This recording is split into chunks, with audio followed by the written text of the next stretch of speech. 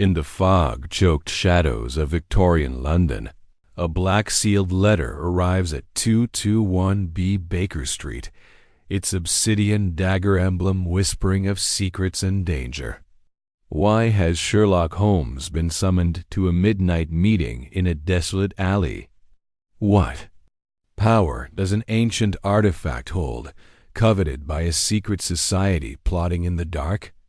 As cryptic codes, hidden vaults, and deadly traps unravel a conspiracy threatening nations, one question burns.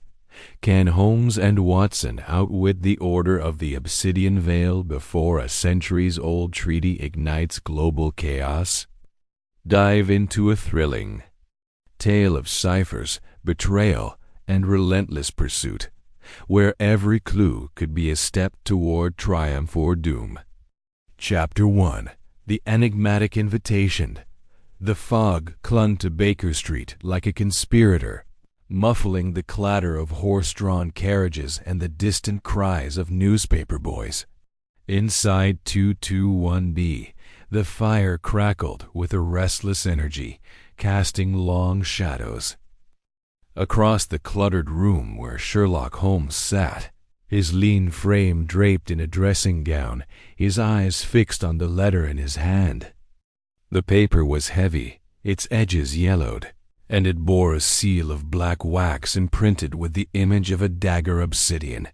If the sharp angles and glinting darkness were any indication, Dr. John Watson, seated across from him, sipped his tea, his gaze flickering between Holmes and the letter with growing curiosity. "Another case, Holmes?" Watson ventured, setting his cup down with a soft clink. Holmes' lips twitched into a faint smile, his fingers tracing the seal. "Not just a case, Watson, a challenge. This letter is no ordinary correspondence. It is a gauntlet thrown at our feet." Watson leaned forward, his military bearing still evident in the squaring of his shoulders. "Who sent it?" Holmes held the letter to the light, revealing faint watermarks of swirling symbols beneath the text. "That, my dear Watson, is the first mystery. The sender is anonymous, but the intent is clear. They wish us to unravel a secret tied to this." He tapped the obsidian dagger emblem. The script is curious, archaic, almost runic, yet written with modern ink. A paradox, wouldn't you say? Watson frowned, adjusting his spectacles. "What does it say?" Holmes cleared his throat and read aloud, his voice low and deliberate. "To the consulting detective of Baker Street, the dagger points to truth, but only the keenest mind may follow its edge. At midnight, in the alley where the lamplight fades at Cross Street, the first step awaits. Come alone, or bring your chronicler. The choice is yours, but the path is perilous. Decipher the shadow, or the light will fade." Watson's brow furrowed. Cryptic nonsense. Sounds like a prank. Holmes' eyes gleamed. "A prank, Watson?" "No. The paper is handmade, the ink costly, the seal crafted with precision. This is no idle jest. Someone has gone to great lengths to summon us, and I intend to answer." The clock on the mantelpiece ticked toward 11. Holmes sprang to his feet, his dressing gown billowing as he crossed to his desk, where he retrieved a magnifying glass and a small leather notebook.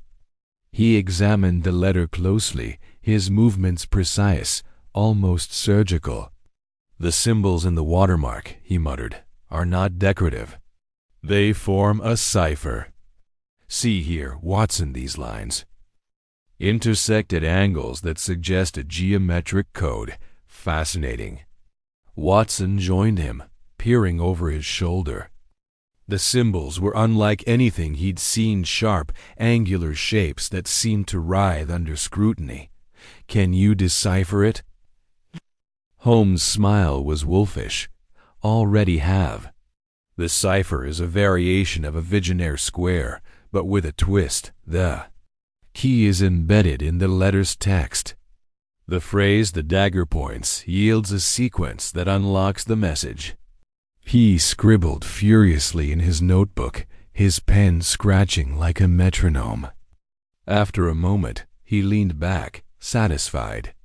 The hidden message reads, "Seek the shadow at Cross Street." The first clue awaits. Watson glanced at the clock.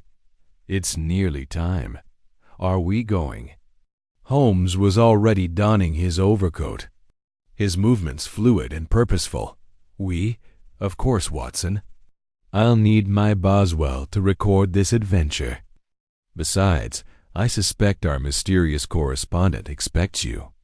The mention of chronicler was no accident. The two men stepped into the fog-choked night, the air heavy with the scent of coal smoke and damp stone. Holmes led the way, his long strides eating up the distance to Cross Street, a narrow alley in one of London's less savory quarters. The gas lamps flickered, their light swallowed by the mist, and Watson's hand strayed to the revolver in his pocket, a habit from his days in Afghanistan. "Steady, Watson," Holmes murmured, his eyes scanning the shadows. "We are expected, but not necessarily welcomed." The alley was a slit between towering buildings, its cobbles slick with grime. At its far end, where the last lamplight petered out, a figure stood cloaked in darkness. Holmes slowed, his hand raised to signal caution. The figure turned, their face obscured by a hood, and spoke in a low, rasping voice. "The dagger points to truth, Mr. Holmes. Follow its edge, and beware the shadows that guard it." Before Holmes could respond, the figure tossed a small object to the ground and vanished into the fog. Watson started forward, but Holmes caught his arm. "Wait. Let us see what they've left us." Holmes knelt, retrieving a scrap of parchment no larger than a playing card. It was inscribed with more of the strange angular symbols, accompanied by a single word, "Auction." He tucked it into his pocket, his expression alight with intrigue. "The game is afoot, Watson. This is no mere trinket, it's a breadcrumb.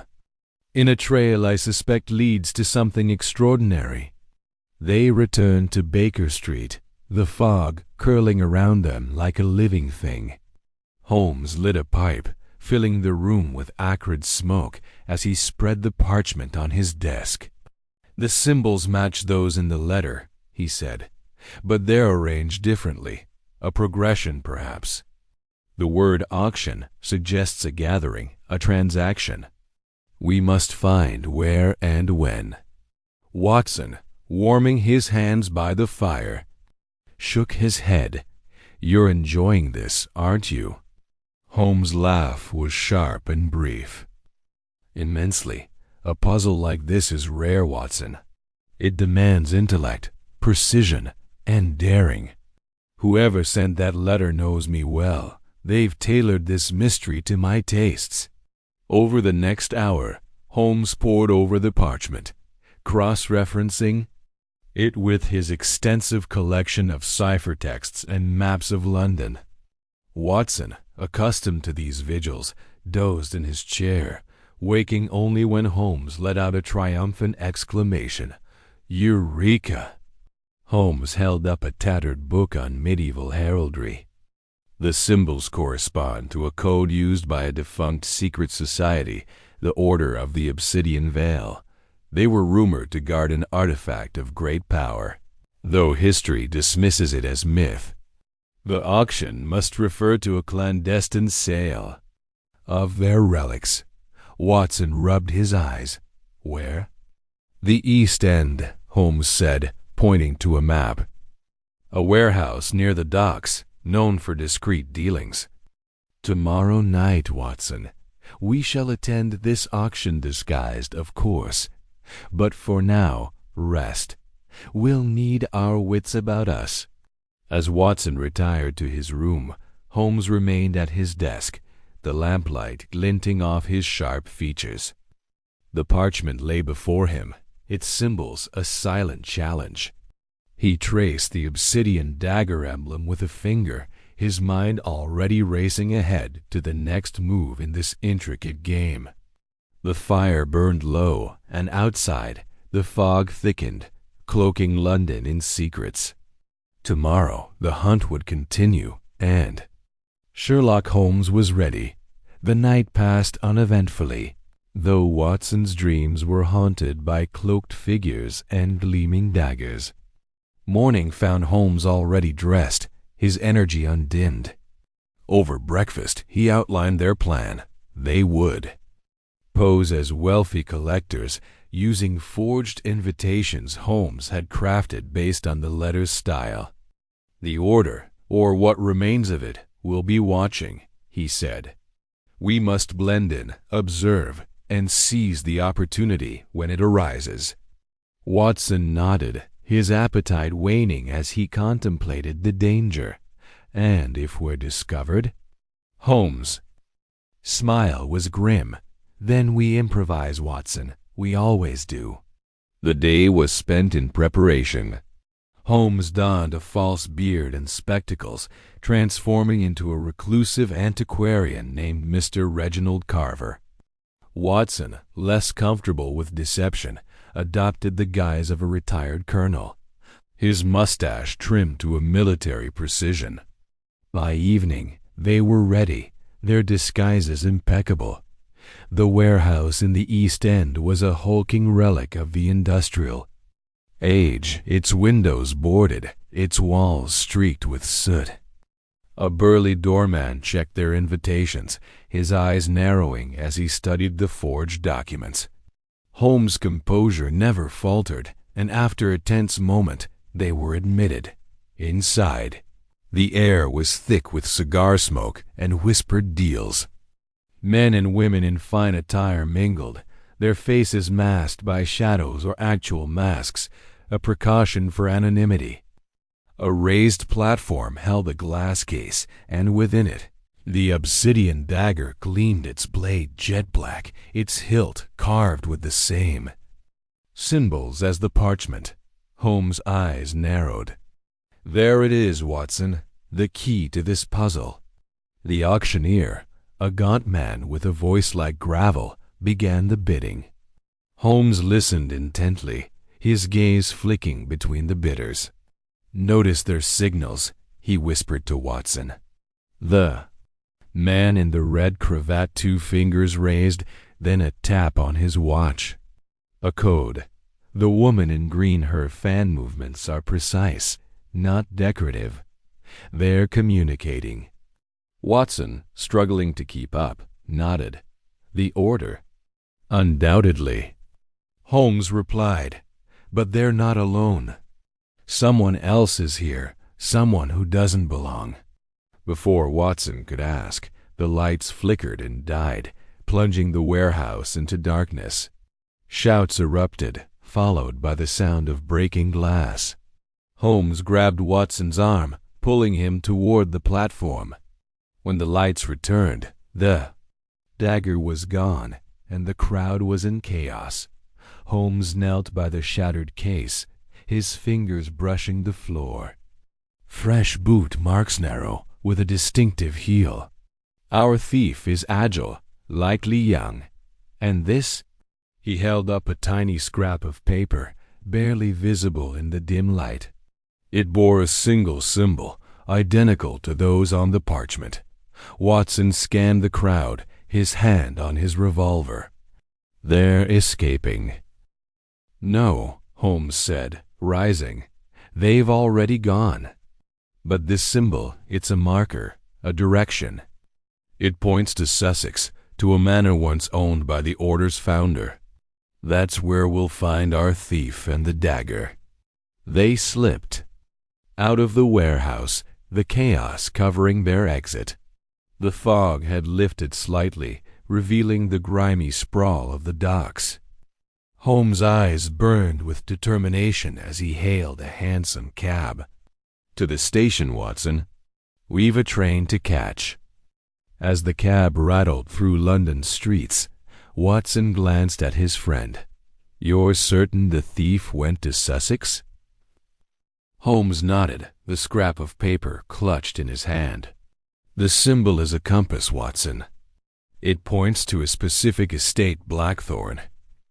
Manor, the Order's history is tied to it, and so is our next clue." The train to Sussex was a blur of steam and clattering wheels. Holmes sat in silence, his mind dissecting the case, while Watson watched the city give way to rolling hills. The parchment, the dagger, the order, it was a puzzle unlike any they'd faced, and Watson felt a thrill of anticipation mixed with dread. Holmes, as always, was a beacon of certainty, his intellect a blade cutting through the fog of mystery. At Blackthorn Manor, they would find answers or danger. Watson tightened his grip on his revolver, ready for whatever lay ahead. Holmes, sensing his friend's resolve, gave a rare, approving nod. The game was afoot, and Sherlock Holmes was in his element, chasing the truth through the shadows of the Obsidian Dagger. The journey to Sussex was uneventful, but the manor itself loomed like a spectre against the twilight sky. Its spires pierced the clouds, and its windows stared blankly, as if guarding secrets. Holmes and Watson approached cautiously, their footsteps muffled by the overgrown lawn. The air was heavy with the scent of damp earth and decay, and Watson's heart pounded as they neared the entrance. Holmes paused, his hand on the rusted gate. "The manor is abandoned, yet not unguarded. Be on your guard, Watson." They entered, the door creaking ominously. Inside, the air was stale, the furniture draped in dust sheets. Holmes' lantern cast eerie shadows, revealing portraits of the stern-faced men and women, their eyes seeming to follow the intruders. "The Order's founders," Holmes murmured, studying the paintings. "Their legacy lingers." In the library, they found a locked tome, its cover embossed with the Obsidian Dagger emblem. Holmes' fingers danced over the lock, his lockpicking tools a blur. With a soft click, the tome opened, revealing pages filled with the same angular symbols. "A record of the Order's rituals," Holmes said, his voice low. "And a map to a vault beneath the manor." Watson's eyes widened. "A vault?" Holmes nodded, already scanning the room for hidden mechanisms. "The dagger is more than a relic, Watson. It's a key. And I suspect it's already here." A faint creak echoed from the hallway. Holmes extinguished the lantern, plunging them into darkness. Watson's hand tightened on his revolver as footsteps approached, slow, deliberate. Holmes' whisper was barely audible. "Stay still." The footsteps stopped, and a voice hissed. "You're too late, Holmes. The dagger is ours." A match flared, illuminating a masked figure holding the Obsidian Dagger. Before Watson could react, Holmes sprang forward, his cane a blur. The figure dodged, dropping the dagger, and fled into the shadows. Holmes retrieved the blade, its weight surprisingly light in his hand. "We have it," Watson said, exhaling. "For now, Holmes," replied, his eyes narrowing. "But the Order will come for it. We must find the vault before they do." They descended a hidden staircase, revealed by a lever behind a portrait. The air grew colder, the walls damp with moss. At the bottom, a massive iron door loomed, its surface etched with symbols. Holmes inserted the dagger into a slot, and with a groan, the door opened, revealing a chamber filled with ancient texts and artifacts. Watson stared in awe. "What is this place?" "The Order's sanctum," Holmes said, examining a scroll. "These documents detail a treasure, not gold, but knowledge. Secrets that could shift the balance of power. The dagger unlocks the final piece. A distant rumble shook the chamber. Holmes' eyes snapped to the ceiling. They've found us. We must hurry. They gathered what they could, stuffing scrolls into Watson's satchel. As they emerged, flames licked the manor's walls. The order had set it ablaze to cover their tracks. Holmes and Watson fled, the dagger and scrolls in hand, as the manor collapsed behind them. Back in London, Holmes spread the scrolls on his desk, his mind already deciphering their secrets. The dagger is a key, Watson, but the true prize is what it unlocks. The Order seeks to control it, but we shall thwart them. Watson, exhausted but exhilarated, nodded. What's next? Holmes' smile was fierce. We follow the trail, Watson. The next clue lies in Oxford, in a library older than this city. Rest now, we leave at dawn. As Watson retired, Holmes sat by the fire, the obsidian dagger glinting. In his hand, the mystery was unfolding, each piece a step closer to the truth. The Order was formidable, but Sherlock Holmes was relentless. The game was far from over, and he would see it through to the end. Chapter 2. The shadowed auction. The fog had thickened over London, a dense veil that muffled the clatter of hooves and the distant cries of street vendors. Sherlock Holmes and Dr. John Watson sat in their hansom cab, the wheels rumbling over slick cobblestones as they made their way to the East End. The cryptic parchment from the midnight meeting lay folded in Holmes' pocket, its strange symbols etched into his memory. He had spent the morning poring over the scrap, cross-referencing it with his extensive collection of esoteric texts, until a pattern emerged. The symbols pointed to a derelict warehouse in Whitechapel, a place rumored to host clandestine gatherings of the city's shadowy elite. Holmes leaned back, his sharp eyes glinting in the dim light of the cab. Watson, tonight we step into a world where wealth and secrecy intertwine. The parchment symbols suggest an auction, one not meant for the common eye. We must blend in, observe, deduce, and act swiftly. Watson adjusted his collar, his expression a mix of excitement and unease. An auction in Whitechapel, hardly the place for high society. What do you expect to find? Answers, Holmes replied curtly. The obsidian dagger mentioned in the letter is no mere trinket. Its emblem, the dagger piercing a crescent, appears in alchemical texts from the 5th-10th century, tied to a secret society known as the Order of the Obsidian Veil. If my deductions are correct, tonight's auction will involve relics of immense value and perhaps danger. The cab lurched to a stop near a crumbling warehouse, its windows boarded, its brick facade stained with soot. Holmes and Watson stepped out, their breath visible in the chill air. Holmes had donned a tailored frock coat and silk cravat, transforming into the image of a wealthy collector, while Watson, in a borrowed suit, played the part of his associate.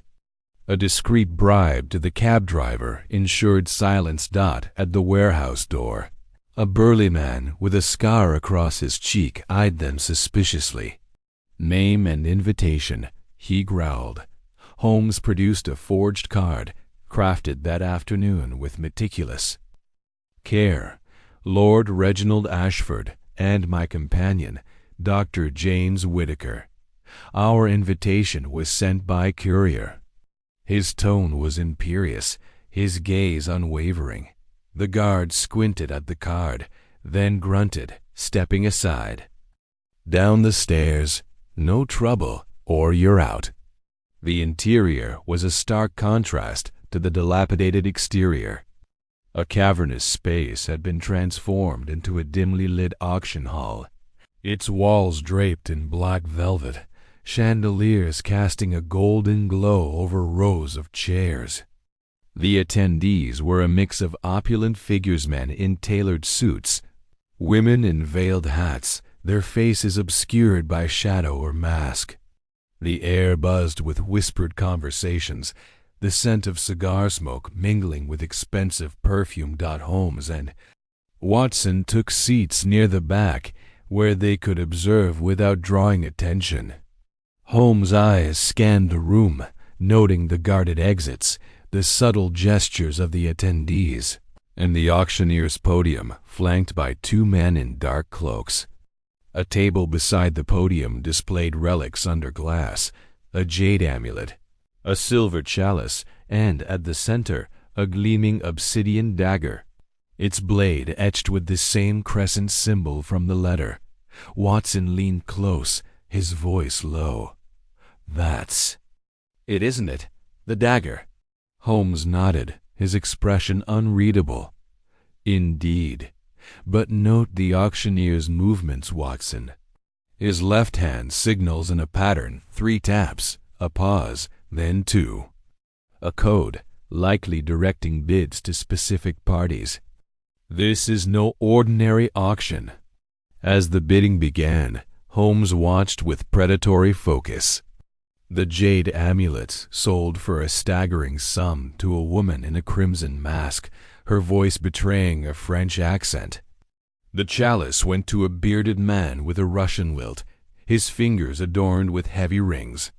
Each transaction was swift, the bids climbing to obscene heights, yet Holmes' attention remained on the dagger.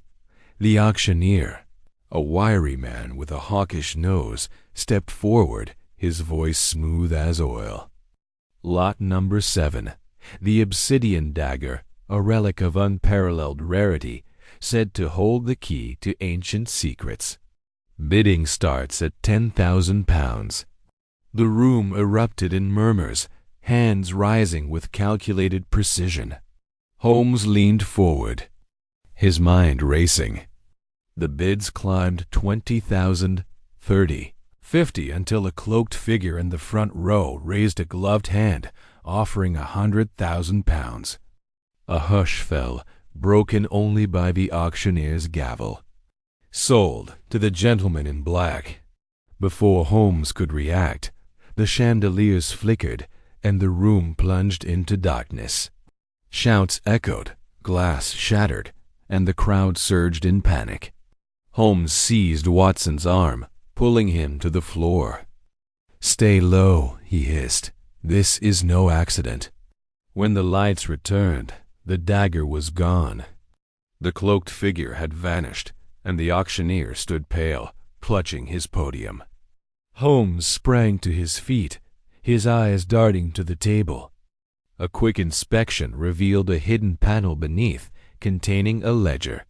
He slipped it into his coat before the guards could notice. "Watson, we must leave now," Holmes said, guiding his friend through the chaos to a side exit. Outside, the fog swallowed the warehouse, muffling the sounds of pursuit. Holmes flipped through the ledger, his fingers tracing coded entries. "The buyer's name is obscured, but there's an address, a manor in Sussex, near Arundel. That's our next move." Watson caught his breath, his heart pounding. "You think the thief planned the blackout?" "I'm certain of it," Holmes replied, hailing a cab. "The order orchestrated this." The dagger's theft was a diversion, meant to draw attention while they move it elsewhere. But the ledger's code will lead us to them. The cab rattled toward Victoria Station, where Holmes and Watson boarded a late train to Sussex. As the city faded into the night, Holmes stared out the window, his mind dissecting every detail, the symbols, the blackout, the cloaked figure. "The game grows complex, Watson," he murmured.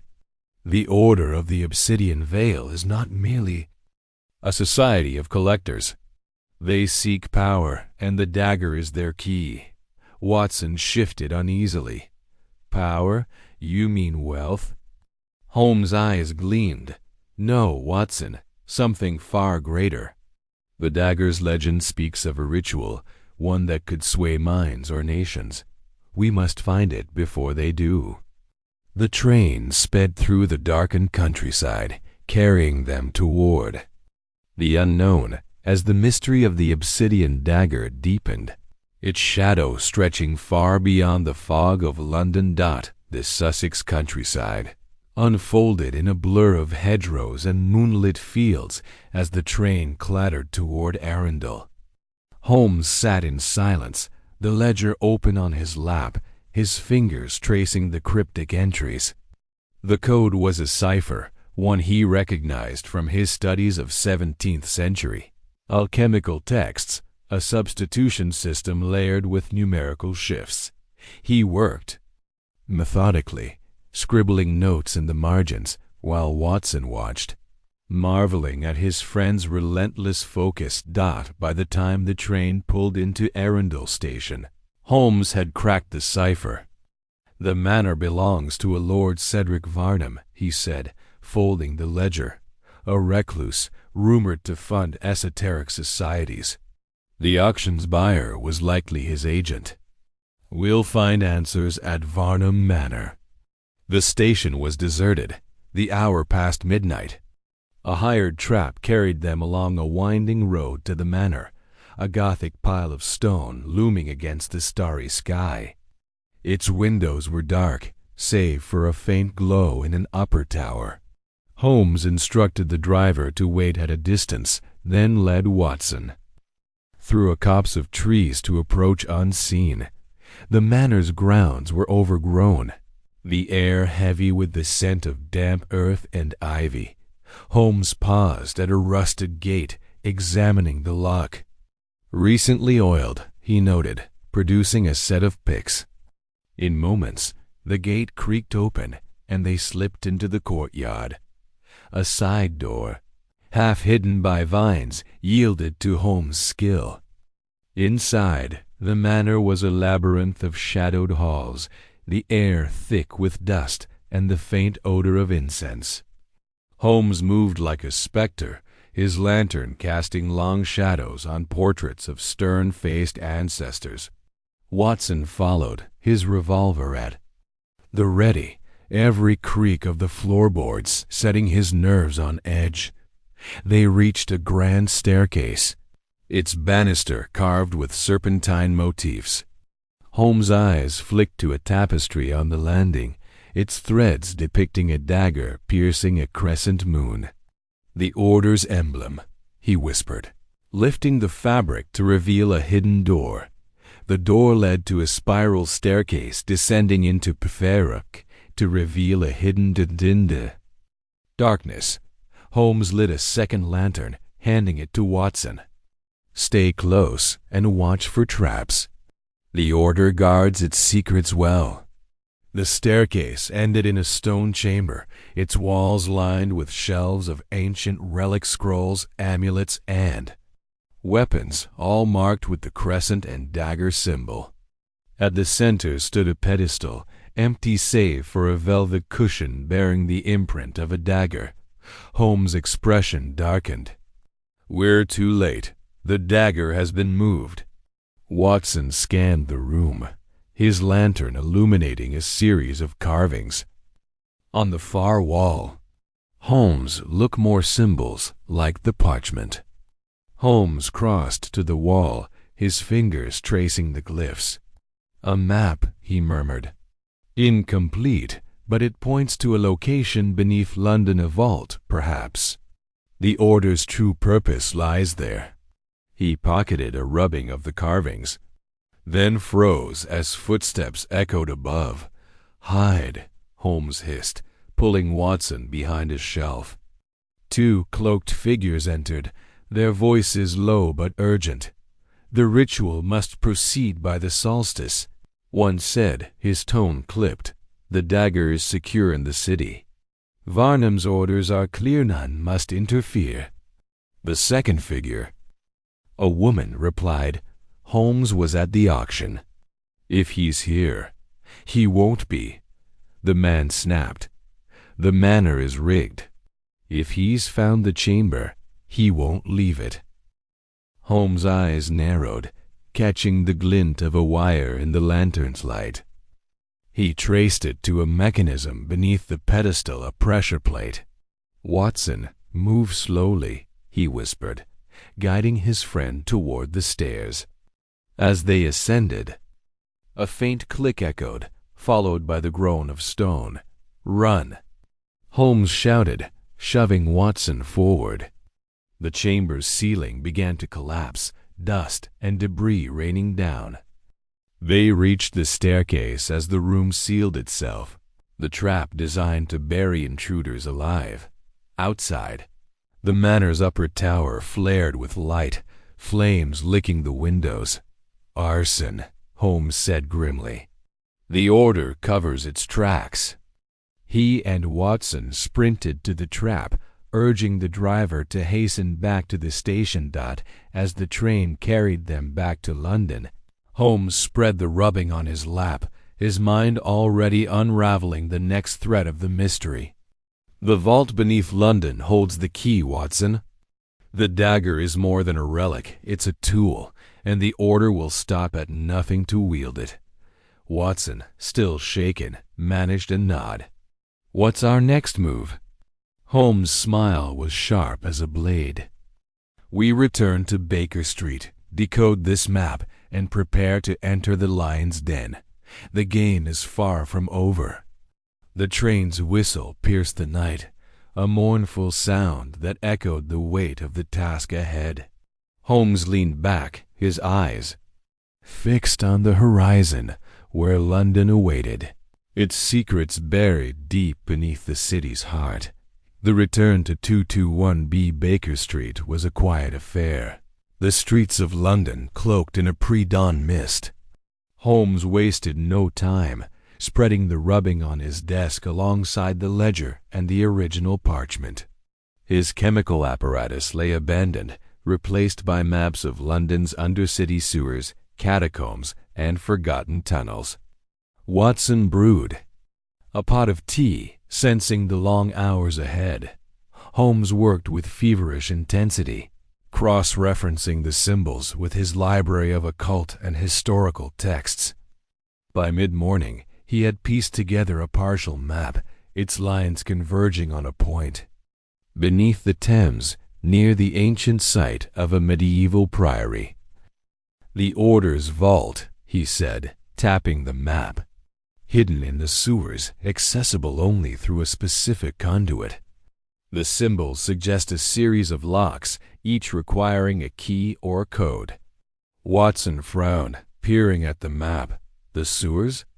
That's a grim place for a secret society." "Precisely why they chose it," Holmes replied. "Invisibility is their greatest asset. But we have an advantage, their arrogance. They believe their traps have stopped us." A knock at the door interrupted them. Mrs. Hudson entered, bearing a telegram. Holmes tore it open, his expression darkening as he read. From Lestrade. "The auctioneer was found dead this morning. Throat cut in an alley near the warehouse. No witnesses, no suspects." Watson's jaw tightened. "The order?" "Undoubtedly," Holmes said, tossing the telegram aside. "They're tying loose ends. We must move quickly." By evening, Holmes had finalized their plan. Armed with the map, a set of lockpicks, and Watson's revolver, they set out for the Thames. The entrance to the sewers was a rusted grate near Blackfriars Bridge, hidden behind a pile of crates.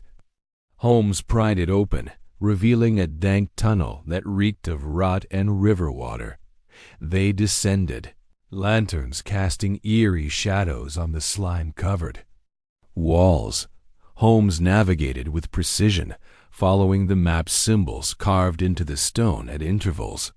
The air grew colder, the tunnels narrowing, until they reached a massive iron door, its surface etched with the crescent and dagger emblem. Holmes examined the door, noting 3 keyholes and a series of rotating dials. "A combination lock," he said, producing the ledger. "The cipher in the auctioneer's notes, it's the key." He worked methodically, aligning the dials to match the decoded sequence. The door groaned, then swung open, revealing a stone chamber lit by flickering torches. Inside, the Order's vault was a treasure trove of artifacts, scrolls, statues, and weapons, all bearing the same symbol. At the center stood a stone altar, and atop it, the Obsidian Dagger, its blade catching the torchlight. 2 cloaked figures stood guard, their backs to the door. Holmes signaled Watson to stay silent, creeping forward. He overheard their conversation, a discussion of a ritual planned for the following night when the moon would align with a celestial marker. "The dagger will unlock the veil," one said, "power beyond imagination." Holmes acted swiftly, knocking out one guard with a precise blow to the temple. The second turned, drawing a blade, but Watson's revolver, leveled at his chest, stopped him cold. "Drop it," Watson growled. Holmes secured the dagger, wrapping it in a cloth. "We have what we came for," he said, but his eyes lingered. On the altar, where a hidden compartment revealed a second map fragment. "This confirms it. The ritual site is elsewhere, deeper in the city." As they retreated, an alarm sounded, triggered by an unseen mechanism. The tunnels echoed with shouts, footsteps closing in. Holmes led the way, dodging traps, spiked pits, collapsing walls, his map guiding them to safety. They emerged near the Thames, the dawn breaking over the river, the dagger secure in Holmes' possession. Back at Baker Street, Holmes examined the dagger, its weight heavy in his hands. "This is no mere relic, Watson. Its craftsmanship suggests a purpose beyond ceremony. The map fragment points to a cathedral, long abandoned. That's where the Order will strike next." Watson, exhausted but resolute, nodded. "Then we meet them there?" Holmes' eyes burned with determination. "We do. The Order believes they hold the advantage, but they underestimate us. Tomorrow we end this." The fire in the grate flared, casting shadows that danced like specters across the room. Outside, London stirred, unaware of the battle brewing in its depths, as Holmes and Watson prepared for the next move in a game, where the stakes were nothing less than the city's soul. The day passed in a blur of preparation. Holmes sent a coded message to Inspector Lestrade, requesting discreet surveillance of the cathedral, though he trusted Scotland Yard only so far. The Order's influence ran deep, and betrayal was a constant threat. Watson cleaned his revolver, his hands steady despite the weight of their task. Holmes, meanwhile, studied the dagger and the new map fragment, his mind weaving connections between the symbols, the auction, and the Order's plans. The cathedral, St. Dunstan's in the east, was a ruin, bombed during the Blitz and left to decay. Its isolation made it the perfect stage for a secret ritual, but its history hinted at older secret tunnels beneath, used by smugglers and cults alike. As night fell, Holmes and Watson set out, the dagger concealed in Holmes' coat. The cathedral loomed in the moonlight, its shattered walls like broken teeth against the sky. They slipped inside, moving silently through the overgrown nave.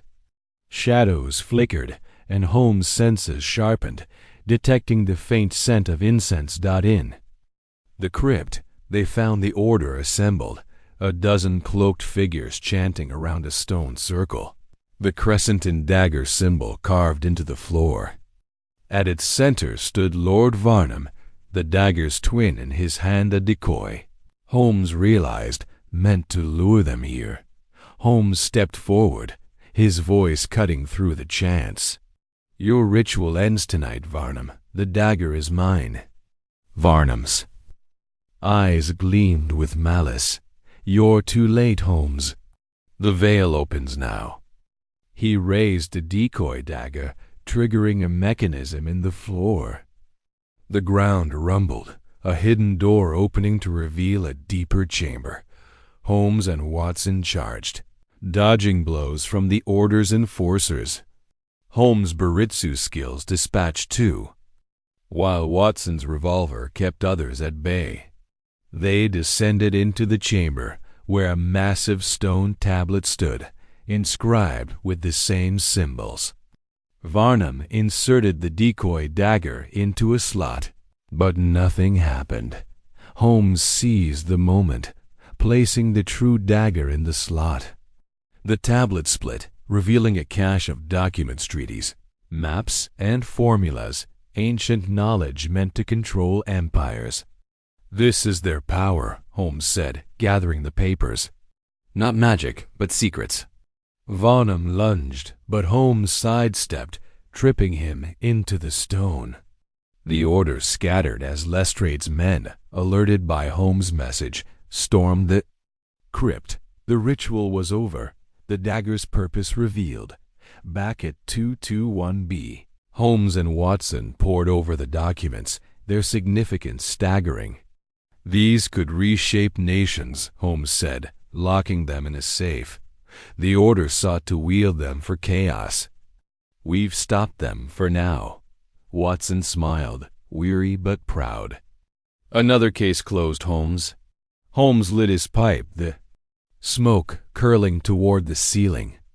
The game never ends, Watson, but tonight we've won. The fire crackled, and London slept. The shadow of the Obsidian Dagger lifted, if only for a moment. Chapter 3.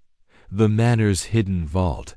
The Sussex countryside stretched before Sherlock Holmes and Dr. John Watson as their train rattled through the early morning mist. Its wheels clattering rhythmically against the iron tracks, the fog clung to the rolling hills, veiling the landscape in a ghostly shroud that seemed to mirror the enigma they pursued. Holmes sat by the window, his sharp eyes scanning the horizon, though his mind was elsewhere, piecing together the cryptic clues from the parchment they'd found in that fog-shrouded London alley. Watson, seated opposite, clutched the scrap of parchment, its strange symbols etched in his memory as much as on the paper itself. The Obsidian Dagger, the secret society, the whispered words. The dagger points to truth, all swirled in his thoughts, a puzzle as intricate as any they had faced. Are you certain this manor is the key, Holmes? Watson asked, breaking the silence. His voice carried a mix of curiosity and apprehension, his practical nature wrestling with the shadowy unknowns they were chasing. Holmes' lips twitched into a faint smile, though his gaze remained fixed on the passing fields. The symbols on the parchment correspond to an ancient heraldic code, Watson, one used by a secretive order centuries ago. The manor in Sussex, mentioned in the auctioneer's ledger, is no coincidence. It's a nexus, a place where the threads of this mystery converge. We shall find answers there, or, at the very least, the next piece of the puzzle. Watson nodded, though his brow furrowed. And if it's a trap? The Order of the Obsidian Veil, if that's truly who we're dealing with, seems to anticipate our moves.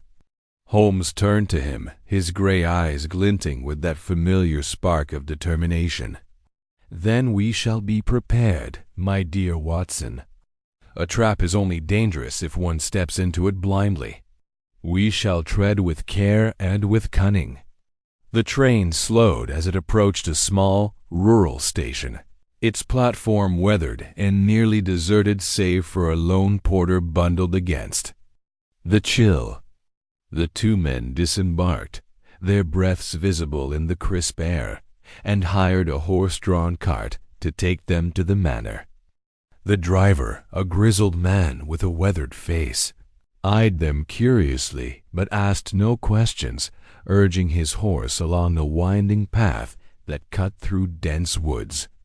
The trees loomed like silent sentinels, their branches heavy with mist, and Watson couldn't shake the feeling that they were being watched. The manor came into view as the cart crested a hill, its silhouette stark against the gray sky. It was a sprawling, Gothic structure, its stone walls blackened by time and neglect, its windows dark and uninviting. Ivy clung to the facade, curling like fingers around the crumbling cornices, and the air carried a faint scent of decay. The cart stopped at the rusted iron gates, and Holmes paid the driver, who tipped his cap and hurried away, clearly eager to leave the place behind.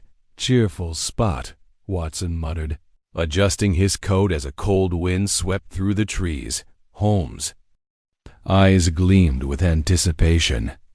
"Precisely the sort of place one hides secrets, Watson. Come, let us explore." They pushed through the gates, which creaked ominously, and approached the manor's heavy oak door.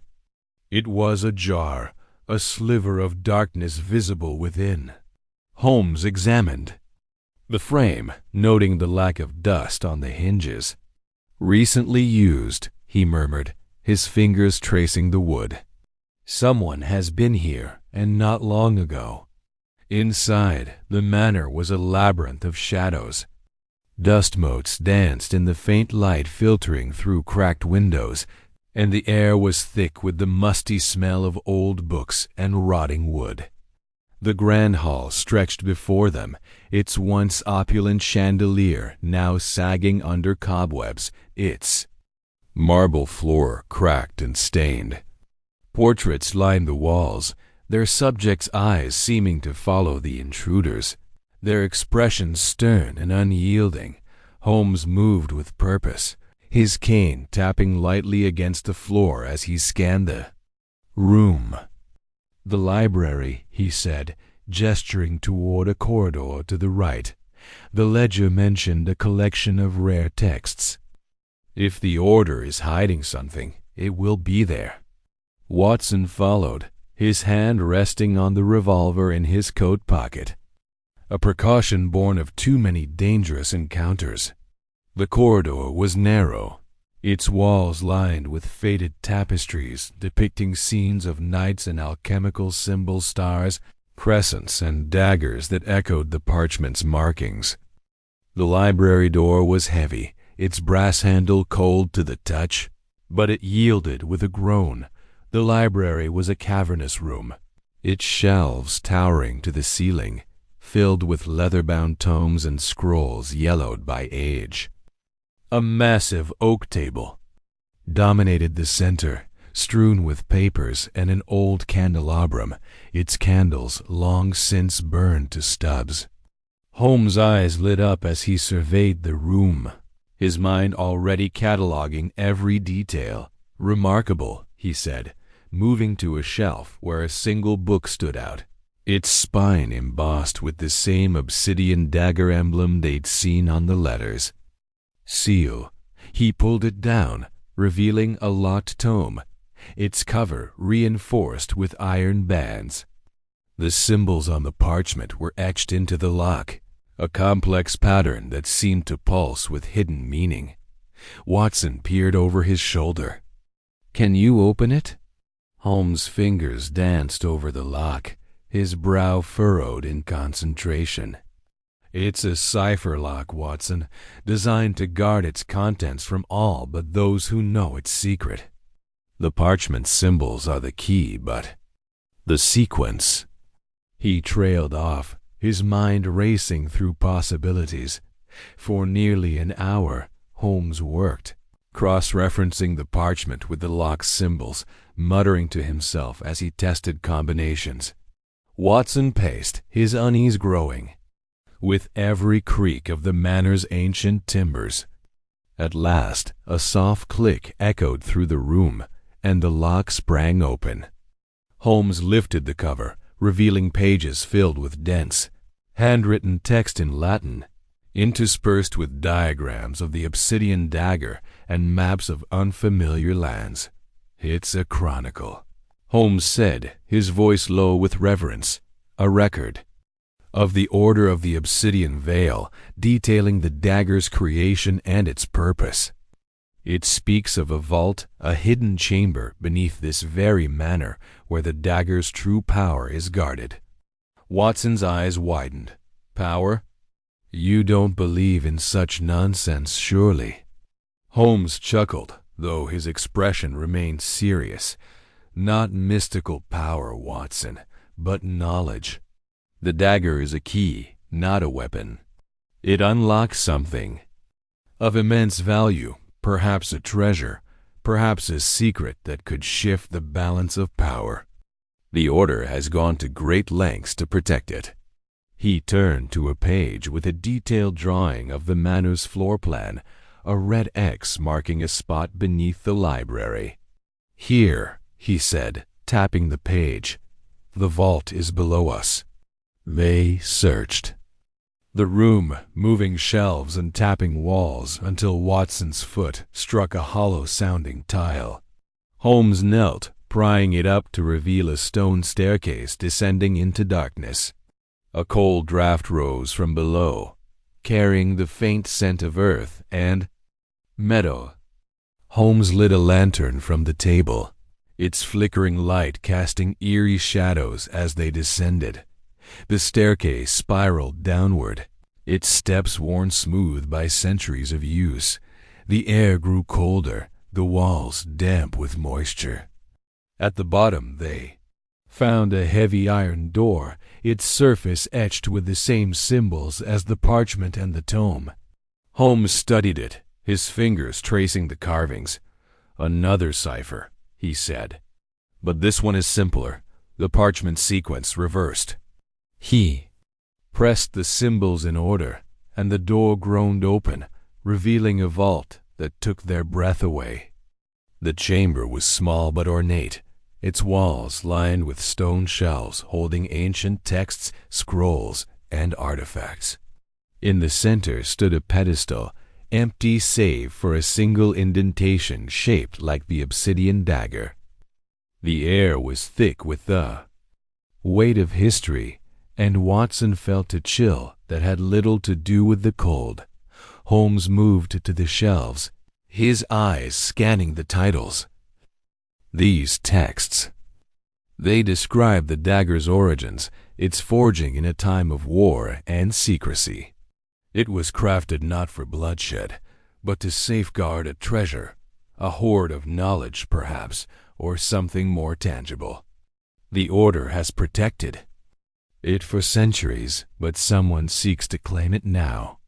As he spoke, a low rumble echoed through the chamber. Dust fell from the ceiling, and Watson's hand went to his revolver. "Holmes, something's wrong." Before Holmes could respond, the floor beneath them shifted, a trapdoor yawning open with a deafening clang. Watson lunged, grabbing Holmes' arm as they stumbled back, narrowly avoiding a plunge into a dark pit below. Spikes glinted at the bottom, a deadly trap for the unwary. Holmes' eyes narrowed, his mind racing. The Order anticipated intruders, he said, steadying himself, but they underestimated us. He examined the trapdoor's mechanism, a complex array of gears and levers hidden beneath the floor. With a pocket knife, he jammed the gears, ensuring the trap wouldn't spring again. "Quickly, Watson," he said, returning to the pedestal. "We haven't much time." They searched the vault, finding a small sealed box tucked behind a shelf. Holmes opened it, revealing a fragment of a map. Its edges frayed, but its markings clear, a section of London with a single point circled in red. "This is our next clue," Holmes said, tucking the fragment into his coat. "But we must leave now. The Order will know we've been here." As they climbed the staircase, a faint crackling sound reached their ears. The smell of smoke followed. growing stronger with every step.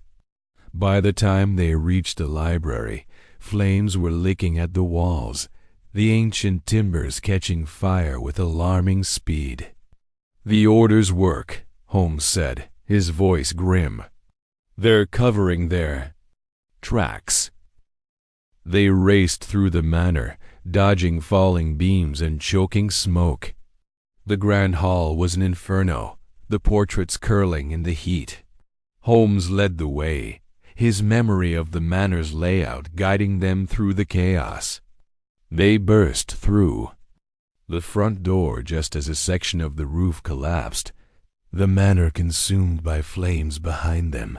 Outside, the cool night air was a shock after the heat.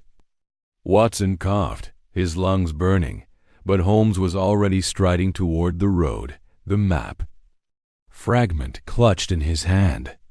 "The Order thinks fire will stop us," he said, his voice steady despite the ordeal.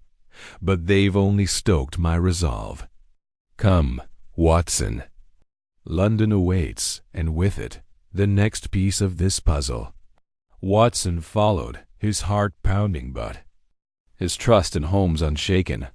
The manor burned behind them, its secrets reduced to ash, but the map fragment promised answers. The Obsidian Dagger's mystery deepened, and as the stars emerged above the Sussex hills, Holmes and Watson set their sights on the city, ready to unravel the next thread in the Order's shadowy web. The journey back to London was a blur of exhaustion and anticipation. Holmes sat in silence, his mind a whirlwind of deductions, while Watson jotted notes in his journal, determined to capture every detail of their harrowing escape. The map fragment, though small, was a beacon of hope, its circled point a promise of revelation. The Order of the Obsidian Veil was formidable, but Holmes was relentless, and Watson knew they would face whatever lay ahead together. As the train carried them toward the city, the fog thickened, wrapping the world in mystery once more. The Obsidian Dagger's secrets were within reach, and Holmes' eyes gleamed with the thrill of the chase. The manor was gone, but its vault had yielded a prize, and the game was far from over. The Sussex manor's destruction was a setback, but Holmes was undeterred. Back in London, he spread the map fragment on the table at 221B Baker Street, its faded lines a tantalizing challenge. The circled point was near the Thames, a district known for its ancient warehouses and hidden passages. "The Order operates in shadows," Holmes mused, tracing the map with a finger. "This location is no accident. It's a place where secrets can be buried or unearthed." Watson watched, marveling at Holmes' ability to find clarity in chaos. "What's our next move?" he asked, his voice steady despite the weight of their recent ordeal.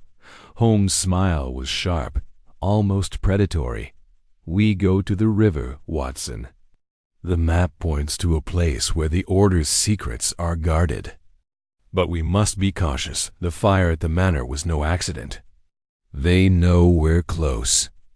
The night was young, and London streets beckoned.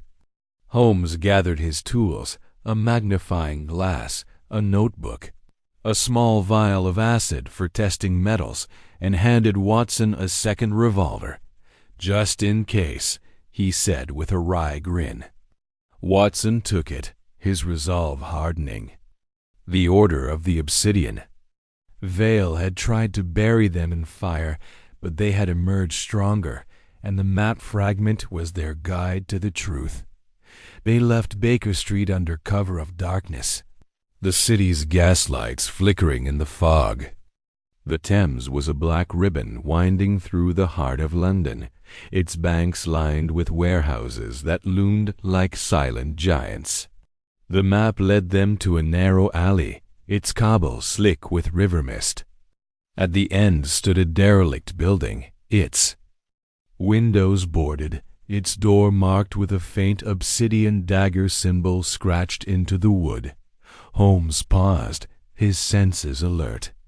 "This is it," he whispered. "The next piece of the puzzle lies within. Stay close, Watson, and keep your wits about you." They entered, the door creaking softly, and stepped into a world of shadows. The air was heavy with the smell of damp stone and old crates, and the faint sound of dripping water echoed in the distance. Holmes lit a small lantern, its beam cutting through the gloom. The room was vast, its ceiling lost in darkness, and stacks of crates formed a maze that stretched into the shadows. Holmes moved with purpose, his eyes scanning every surface. He stopped at a crate marked with the same symbols as the parchment, its lid secured with a heavy lock. "Another cipher," he said, kneeling to examine it. "The Order is fond of their codes, but they're predictable in their complexity."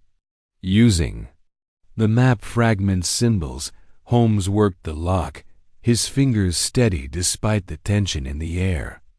The lock clicked open, revealing a bundle of papers and a small, ornate key etched with the Obsidian Dagger emblem. Holmes examined the key, his eyes narrowing. "This is no ordinary key, Watson.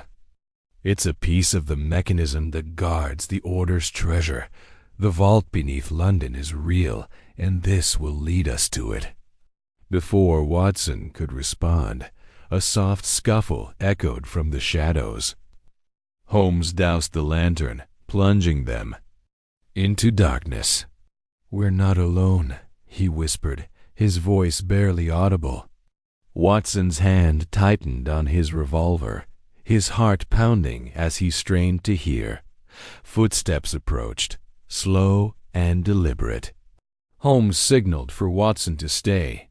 Low, and they crept behind a stack of crates. A figure emerged, cloaked and hooded, carrying a lantern of their own. The light revealed a face scarred and weathered, with eyes that gleamed with a fanatic's zeal. "They've been here," the figure muttered, examining the open crate. "The master will not be pleased." Holmes waited until the figure turned away, then sprang forward, his cane striking the man's wrist. The lantern fell, shattering on the floor, and the figure spun, drawing a knife. Watson was ready, his revolver trained on the man's chest. "Drop it," he said, his voice steady. The man hesitated, then let the knife fall, his eyes darting between Holmes and Watson. "You're too late," he hissed. "The Order will rise and the dagger's power will be ours." Holmes stepped forward, his expression cold. "The dagger is a key, nothing more. Tell me where the vault is, and you may yet walk away from this." The man laughed, a harsh, bitter sound. "You think you can stop us? The vault is hidden where none but the Order can find it. You'll die before you reach it." Holmes' eyes narrowed, but before he could press further, a distant explosion shook the warehouse. Dust rained from the ceiling, and the man seized his chance, bolting into the shadows. Holmes gave chase, but the maze of crates swallowed the figure, and the sound of collapsing timbers drowned out his footsteps. "We must go." "Watson," Holmes said, grabbing the key and papers. "The Order is destroying evidence again. This place won't stand much longer." They fled the warehouse, emerging into the alley as flames began to lick at the building's walls. The key gleamed in Holmes' hand, a tangible link to the Order's secrets. The papers, hastily scanned, mentioned a network of tunnels beneath London, a labyrinth where the vault was hidden. The explosion had been a warning, but it had also been a mistake. The Order had revealed their desperation. Back at Baker Street, Holmes spread the papers on the table, his mind racing. The key was intricate, its teeth designed for a lock of extraordinary complexity. The papers described a ritual, not of magic but of mechanics, a ceremony to open the vault using the dagger and key together. The location was vague, but the mention of tunnels pointed to the city's ancient sewers, a place few dared to venture. Watson sat across from him, his journal open, pen scratching as he recorded the night's events. "This is bigger than we thought, Holmes," he said.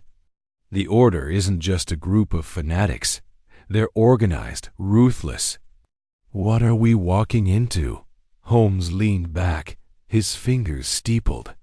"A game, Watson. A game of shadows and secrets where the stakes are knowledge and power. The Order believes the dagger's vault holds something that can reshape the world. We must reach it first." The night stretched on, and Holmes worked tirelessly, cross-referencing the papers with maps of London's underbelly. The key lay heavy on the table, a silent promise of answers.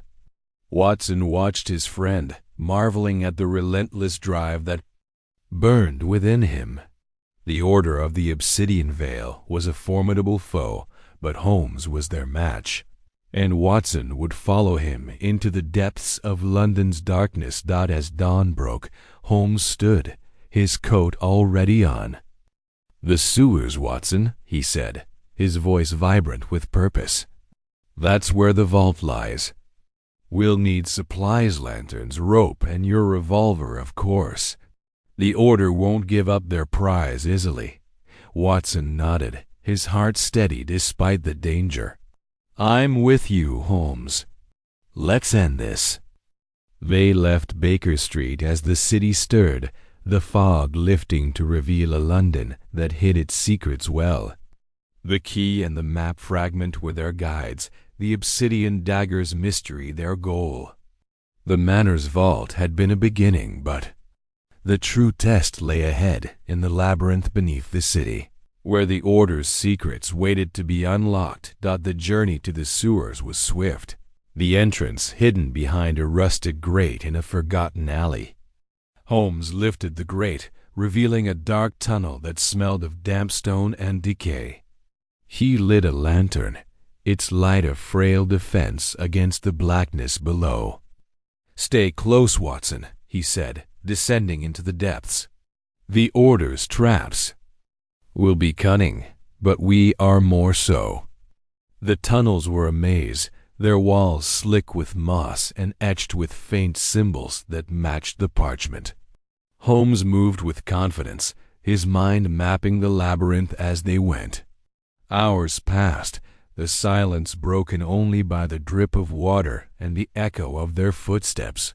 At last, they reached a massive stone door, its surface carved with the obsidian dagger emblem. The key fit perfectly, its teeth aligning with the lock's intricate mechanism. Chapter 4. The Codebreaker's Dilemma. The train from Sussex rattled into London's Victoria Station under a sky heavy with the threat of rain. Sherlock Holmes sat by the window, his sharp eyes scanning the bustling platform as if the answers to the mystery lay among the hurrying crowds. Dr. John Watson, seated opposite, clutched the map fragment they had retrieved from the Manor's hidden vault, its cryptic symbols taunting him with their inscrutability. The journey had been silent, save for the rhythmic clatter of the train and the occasional rustle of Holmes flipping through his notebook, where he'd sketched the symbols from the parchment and the Manor's tome. "Holmes," Watson ventured, breaking the quiet, "do you truly believe this fragment will lead us to the Obsidian Dagger?" "It's little more than a scrap." Holmes' lips twitched into a faint smile, though his gaze remained fixed outside. "A scrap, Watson, is all one needs when it points to the truth. Those symbols are no mere doodles, they are a cipher, and ciphers always yield to persistence." Watson nodded, though doubt lingered in his mind. The events at the Sussex Manor, the hidden vault, the trapdoor, the fire had left him rattled. The Order of the Obsidian Veil was no ordinary adversary, and the stakes felt higher with every step. Yet Holmes seemed invigorated, his mind steel trap snapping shut on the puzzle dot as they disembarked. The city's familiar din enveloped them, the clop of horses' hooves, the shouts of newsboys, the distant chime of Big Ben. Holmes led the way through the throng, his long strides purposeful. "We need an expert in cryptography, Watson," he said over his shoulder. "Someone who can unravel the map's secrets." "I know just the man, Professor Archibald Langley." Watson raised an eyebrow. "Langley? The recluse who lives in that crumbling townhouse near Bloomsbury? I've heard he's half mad, refusing visitors and muttering about ancient codes." "Precisely why he's perfect," Holmes replied, a glint in his eye. "Madness is often the shadow cast by brilliance. Langley's mind is a labyrinth, but it's one I intend to navigate." They hailed a hansom cab, and soon the vehicle was rattling through London's gaslit streets. The air grew thick with fog as they neared Bloomsbury, the buildings looming like specters in the mist. Langley's townhouse stood at the end of a narrow lane, its facade weathered and ivy-choked, as if it had been forgotten by time. The windows were shuttered, and the iron gate creaked ominously as Holmes pushed it open. Watson hesitated. "Are you sure about this, Holmes?" "The man's reputation is irrelevant," Holmes cut in, rapping sharply on the door. We need answers, and Langley has them." After a long pause, the door creaked open, revealing a gaunt figure in a threadbare dressing gown. Professor Langley was a man of middle age, though his haggard face and wild gray hair made him seem older. His eyes, sharp and suspicious, darted between Holmes and Watson.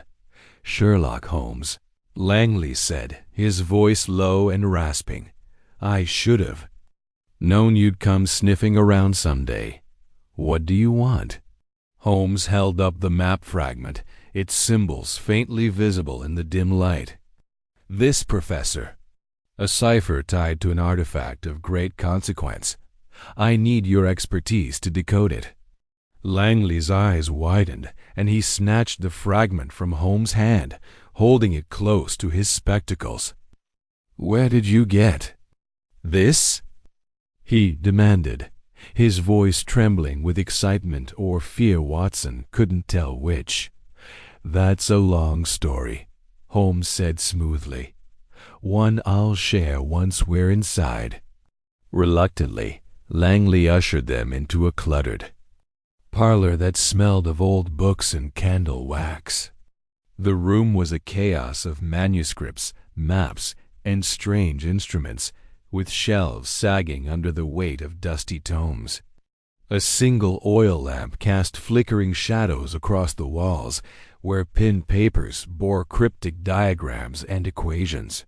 Langley motioned for them to sit, though the chairs were piled with papers, forcing Watson to perch awkwardly on the edge of a table. Langley studied the fragment under the lamp, muttering to himself. "These symbols, they're not Masonic, nor Egyptian. They resemble something older, perhaps alchemical." He glanced at Holmes. "You've stumbled onto something dangerous, haven't you?" Holmes leaned forward, his voice calm but commanding. "Tell me what you see, Professor." Langley adjusted his spectacles and began tracing the symbols with a trembling finger. "This is no ordinary cipher. It's layered multiple systems woven together. The outer symbols are a substitution cipher, but the inner ones—" He paused, his brow furrowing. They're tied to a medieval alchemical society, the Brotherhood of the Saffron Veil. Watson exchanged a glance with Holmes. The Saffron Veil? I thought we were dealing with the Order of the Obsidian Veil. Langley's head snapped up. The Obsidian Veil? You're meddling with them? His voice dropped to a whisper. They're a splinter group, an offshoot of the Brotherhood. The dagger you seek, it's more than a relic. It's a key, but to what? I cannot yet say. Holmes' eyes gleamed. Then let us find out. Decode the fragment, Professor. Langley hesitated, his hands shaking as he spread the fragment on a cluttered desk. He pulled out a notebook filled with cryptic annotations and began scribbling, muttering about Polybius squares and Vigenère ciphers. Holmes watched intently, occasionally interjecting with suggestions that made Langley nod or scowl. Watson, feeling out of his depth, busied himself examining the room, noting the strange symbols etched into the woodwork, some eerily similar to those on the parchment. Hours passed, the lamp burning low as Langley worked. The cipher was stubborn, resisting even his expertise. Holmes paced, his mind clearly racing, while Watson struggled to stay alert, the weight of the day's events pressing on him. Finally, Langley let out a triumphant exclamation. "I've got it!" he cried, holding up a sheet of paper covered in neat script. The outer layer is a Caesar cipher with a shift of 7. The inner layer uses a keyword, veritas, Latin for truth. The fragment points to a location, the Bodleian Library in Oxford. Holmes clapped Langley on the shoulder. "Well done, Professor. But what of the dagger's purpose? You mentioned it's a key." Langley's face darkened. The Brotherhood believed the dagger unlocked a vault containing knowledge secrets that could reshape empires. The Obsidian Veil, though, they're fanatics. They think it holds power beyond comprehension. I don't know the details, but a sudden crash interrupted him.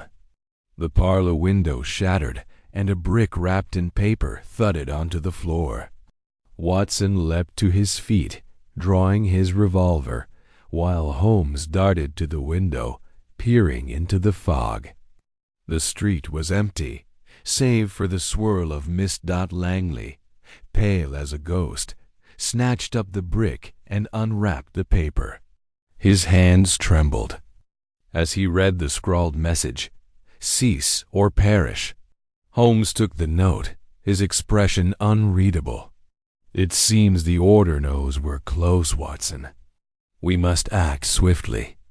But before they could plan further, the door burst open, and 3 masked figures stormed in, clad in black cloaks adorned with the Obsidian Dagger emblem. Their movements were swift, disciplined, and deadly. One lunged at Langley with a blade, while another aimed a pistol at Holmes. Instinct took over. Watson fired a warning shot, shattering a vase and forcing the attackers to duck. Holmes, with the grace of a panther, employed his baritsu skills, disarming the knife-wielding assailant with a deft twist of the wrist. The third figure swung a club, but Holmes sidestepped, sending the man crashing into a bookshelf. Watson tackled the gunman, wrestling him to the floor, but not before a shot rang out, grazing Langley's shoulder. The professor cried out, collapsing against the desk, blood seeping through his dressing gown. Holmes dispatched the final attacker with a precise strike to the temple, leaving the room in disarray. "Watson, tend to Langley." Holmes barked, securing the attackers with a length of rope from Langley's cluttered supplies. Watson knelt beside the professor, tearing a strip from his own shirt to staunch the bleeding. "Hold on, man," he urged, his medical training kicking in. "You're going to be fine." Langley's eyes were glassy, but he gripped Watson's arm. "The archive in Oxford, Bodleian. Find the manuscript of the Saffron Veil. It holds the key." His voice faded, and he slumped, unconscious but alive. Holmes, having bound the attackers, searched their pockets, finding only a small obsidian pendant identical to the letter's seal. "No identification, naturally," he muttered. The order is meticulous." Watson looked up, his face grim. "We need to get Langley to a hospital, Holmes." "He's stable, but he's lost blood." Holmes nodded, his mind already elsewhere. "We'll send for help, but we cannot delay. The Bodleian holds the next piece of the puzzle. The Order's attack proves we're on the right path." They carried Langley to a neighbor's house, rousing a startled elderly woman who promised to summon a doctor. Holmes left a note for Scotland Yard, detailing the attack and the bound assailants, knowing Inspector Lestrade would handle the aftermath.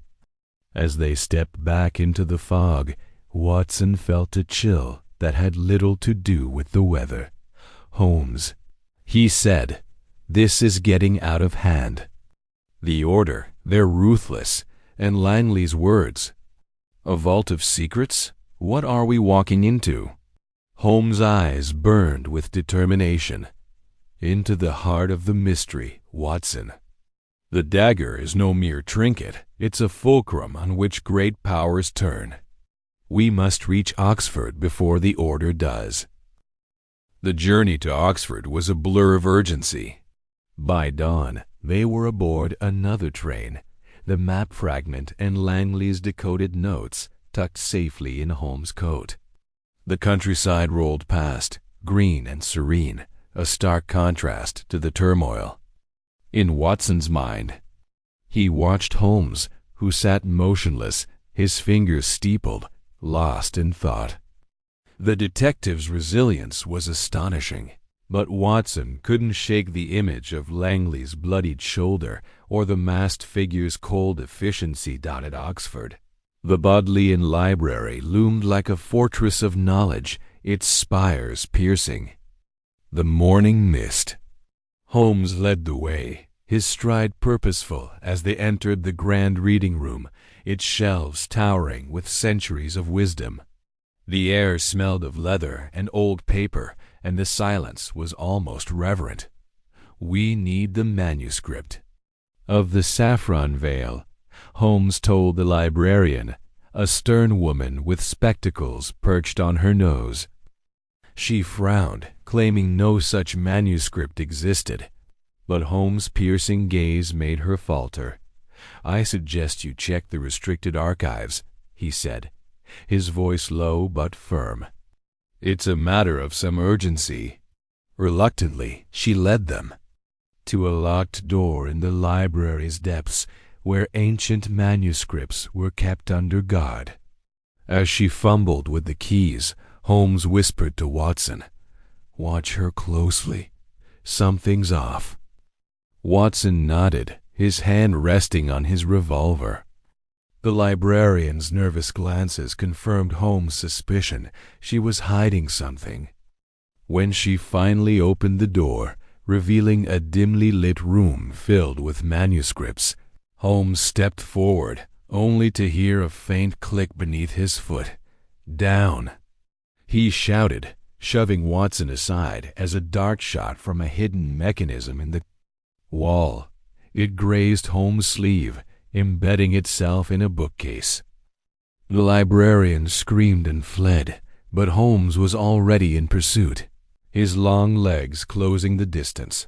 Watson followed, heart pounding as they chased her through the library's winding corridors. She darted into an alley outside, but Holmes cornered her against a stone wall, his expression thunderous. "Who are you working for?" he demanded. The librarian, trembling, stammered, "The Order. They threatened my family. I had no choice." Holmes' eyes softened, but only slightly. "Tell me everything." She confessed to planting the trap and monitoring their progress for the order. The manuscript of the Saffron Veil, she said, was hidden in a false-bottomed case in the restricted archive. The order planned to retrieve it before the ritual in 3 days. Holmes released her, warning, "Go to Scotland Yard. Tell Inspector Lestrade everything, and you may yet redeem yourself." She nodded, tears streaming down her face, and fled. Watson, catching his breath, marveled at Holmes' ability to turn even a traitor into an ally. They returned to the archive, where Holmes quickly located the manuscript, its cover embossed with the same symbols as the map fragment back at their lodgings in Oxford. Holmes pored over the manuscript, its pages brittle and yellowed. "It details the dagger's creation," he said, his voice alive with excitement. Forged in the 14th century by the Brotherhood, it's a key to a vault beneath London, tied to a ritual of power. The Order believes it can control that power, Watson frowned. Power, like the auctioneer's claims of mysticism? Holmes shook his head. Not mysticism knowledge. The vault likely contains documents or artifacts of immense diplomatic or strategic value. The Order's ritual is a facade to mask their true goal. As night fell, Holmes and Watson prepared to return to London, the manuscript safely stowed. The stakes were higher than ever, and Watson felt a mix of dread and exhilaration. Holmes, as always, was a beacon of certainty, his mind already plotting their next move. "We have 3 days, Watson," Holmes said, his voice steady. 3 days to stop the Order and unlock the vault's secrets. Are you ready? Watson nodded, gripping the manuscript. Always Holmes. The train to London awaited, and with it, the next chapter of their perilous journey. Chapter 5. The Oxford Enigma. The train to Oxford rattled along, its rhythmic clatter a counterpoint to the storm brewing in Sherlock Holmes' mind.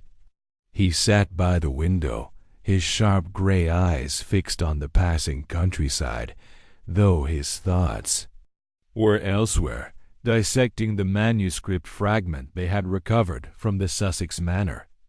The parchment, brittle and yellowed, bore symbols that hinted at a deeper mystery, an obsidian dagger, a ritual, and a vault beneath London. Dr. John Watson, seated opposite, scribbled notes in his journal, stealing glances at his friends. Intense profile. The air between them was thick with anticipation, the weight of their discovery pressing down as the train hurtled toward the ancient university city. Holmes' fingers tapped an irregular rhythm on the armrest, a sign of his restless intellect. "The manuscript is no mere relic, Watson," he said abruptly, breaking the silence. "Its symbols are not random. They form a cipher, one that points to a specific location in Oxford. The Order of the Obsidian Veil has gone to great lengths to protect their secrets, but they've underestimated the power of observation." Watson set down his pen, his brow furrowed. "You're certain the answers lie in Oxford? That librarian you mentioned, Professor Langley's contact, could she be part of this order?" Holmes' lips twitched into a faint smile. "Not necessarily. A member, but she knows more than she admit. Langley's notes mentioned a Miss Eleanor Grayson, a keeper of rare manuscripts at the Bodleian Library.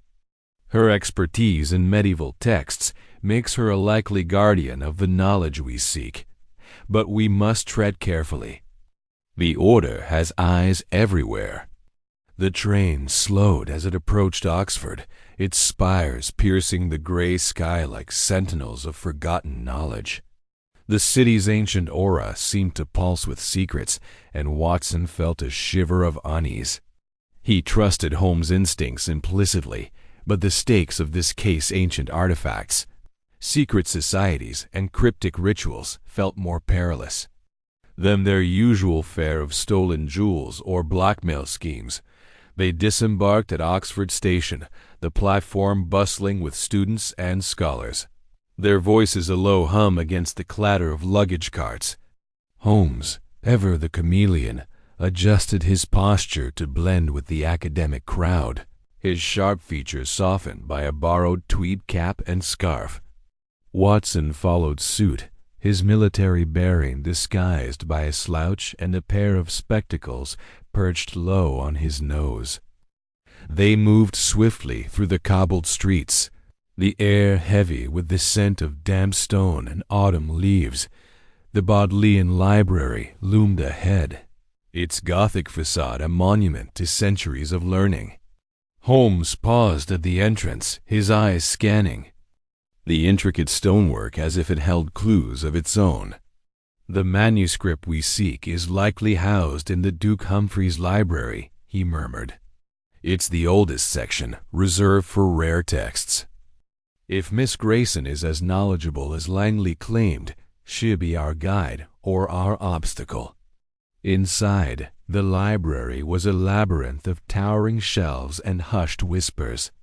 The air smelled of aged leather and dust, and the faint creak of floorboards echoed as they navigated the narrow aisles. Holmes' eyes darted to every detail: the placement of books, the angle of a chair, the faint smudge of ink on a table. Watson, accustomed to his friend's methods, kept pace, his hand resting lightly on the revolver in his coat pocket at the far end of the Duke Humphreys Library. They found Miss Eleanor Grayson. She was a tall woman in her late 30s, her auburn hair pinned tightly, her green eyes sharp behind wire-rimmed glasses.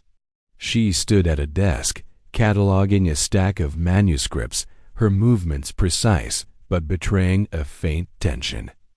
Holmes approached with a disarming smile, introducing himself as Mr. Vernon, a scholar of medieval alchemy, with Watson as his assistant, Dr. Murray. "Miss Grayson," Holmes began, his voice smooth, "Professor Langley recommended you as the team foremost authority on rare manuscripts. We're seeking a particular text, a medieval treatise on alchemical symbols, possibly linked to an artifact known as the Obsidian Dagger." Eleanor's eyes flickered, a micro-expression Holmes noted instantly. "I'm familiar with many texts," she replied, her tone measured. "But such a specific treatise, I'd need more details. The Bodleian houses thousands of manuscripts, and not all are catalogued for public access." Holmes leaned closer, his voice dropping to a conspiratorial whisper. "The manuscript may reference a ritual, one tied to a secret society. We believe it's written in a cipher, with symbols resembling those of the alchemical tradition but unique in their arrangement." Eleanor's fingers tightened on the quill she held, a subtle tell. "I'd need to consult the archives," she said, her gaze darting to a locked door at the room's edge. "It could take days to locate such a text, if it exists." Holmes' smile didn't waver. "We're prepared to wait, but time is of the essence. Perhaps you could start with the restricted collections? I understand you have access to the vaults." Her hesitation was palpable, but she nodded, leading them to the locked door. As she fumbled with a ring of keys, Holmes exchanged a glance with Watson, a silent confirmation of his suspicions. The door creaked open, revealing a spiral staircase descending into darkness. Eleanor lit a lantern, its glow casting eerie shadows on the stone walls as they followed her down. The vault was a cavernous chamber lined with shelves, each laden with manuscripts bound in cracked leather or wrapped in protective cloth. The air was colder here, the silence oppressive. Eleanor moved to a specific shelf, her fingers tracing the spines as if searching for something specific. Holmes watched her closely, noting the way her eyes lingered on a particular volume before moving on. "This may be what you're looking for," she said at last, pulling a slim manuscript from the shelf. Its cover was embossed with a faint, dagger-like symbol, and its pages were filled with dense, cryptic text. Holmes took it carefully, his fingers brushing the brittle parchment as he scanned the symbols. "Remarkable," he murmured, his mind already working to decode the patterns. "This is indeed the text we seek. But tell me, Miss Grayson, why did you hesitate when I mentioned the Obsidian Dagger?" Her face paled, and she stepped back. "I don't know what you mean." "I'm simply helping you," Holmes cut her off, his tone sharp but controlled. "You're a member of the Order of the Obsidian Veil, or at the very least, you're in their employ. Your reaction to the dagger's mention, your choice of this manuscript without consulting a catalog, and the locked door you opened with such ease all point to prior knowledge. Tell me the truth, or I'll ensure the authorities know of your involvement." Watson's hand tightened on his revolver, ready for any sudden move. Eleanor's composure cracked, her shoulders slumping. "I'm not one of them," she whispered, her voice trembling. "But they threatened my family. They forced me to monitor the library, to report any inquiries about the dagger or the manuscript. I had no choice." Holmes' eyes softened, but his voice remained firm. "Then help us now. Tell us what you know of the Order's plans. The manuscript mentions a ritual in 3 days. Where will it take place?" Eleanor hesitated, then spoke in a rush. "The ritual is to be held in London, in a vault beneath the city. The manuscript you hold, it's the key. It describes the dagger's role as a mechanism, not a weapon. It unlocks a chamber containing documents of immense power. The Order believes they can use them to manipulate governments to control trade routes and alliances." Holmes nodded, his mind racing. "And the location of this vault?" "I don't know the exact place," she admitted. "The manuscript will tell you more, but the Order has agents everywhere. They'll know you're here. You need to leave." Before, a sudden crash interrupted her. The vault's door slammed shut, and footsteps echoed on the stairs. Holmes thrust the manuscript into Watson's hands, his eyes scanning the room for an exit. "Watson, guard the manuscript. Miss Grayson with us." Eleanor's eyes widened in panic, but she followed as Holmes led them to a narrow alcove at the vault's rear. He pressed against the stone, searching for a hidden mechanism. His fingers found a faint groove, and with a twist, a panel slid open, revealing a tunnel. "Quickly," he urged, ushering them inside just as 3 masked figures burst into the vault, their knives glinting in the lantern light. The tunnel was damp and narrow, its walls slick with moss. Holmes moved with purpose, his lantern casting long shadows as they navigated the twisting passage. Watson kept the manuscript close, his heart pounding as he glanced back at Eleanor, who seemed torn between fear and resolve. The sound of pursuit grew louder, the Order's agents relentless in their chase. Holmes' mind worked furiously, piecing together the tunnel's layout. "This must connect to the library's older foundations," he said, his voice steady despite the danger. "Oxford's history is riddled with secret passages built for scholars escaping religious purges. We're heading toward the Radcliffe camera." The tunnel opened into a wider chamber, its walls carved with faded symbols that matched those on the manuscript. Holmes paused, his eyes narrowing as he studied them. "These confirm the manuscript's authenticity," he said. "The rituals. Location is encoded here, but we need time to decipher it."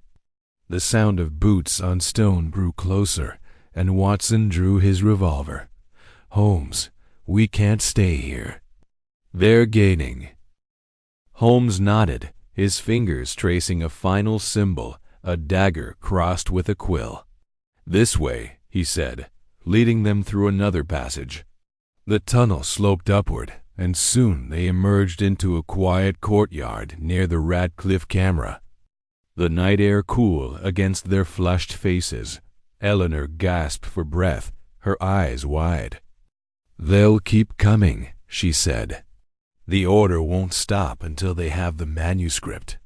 "Then we'll ensure they don't get it," Holmes replied, his tone resolute. "Miss Grayson, you've done the right thing. Stay here, out of sight. Watson and I will return to London and decode this manuscript.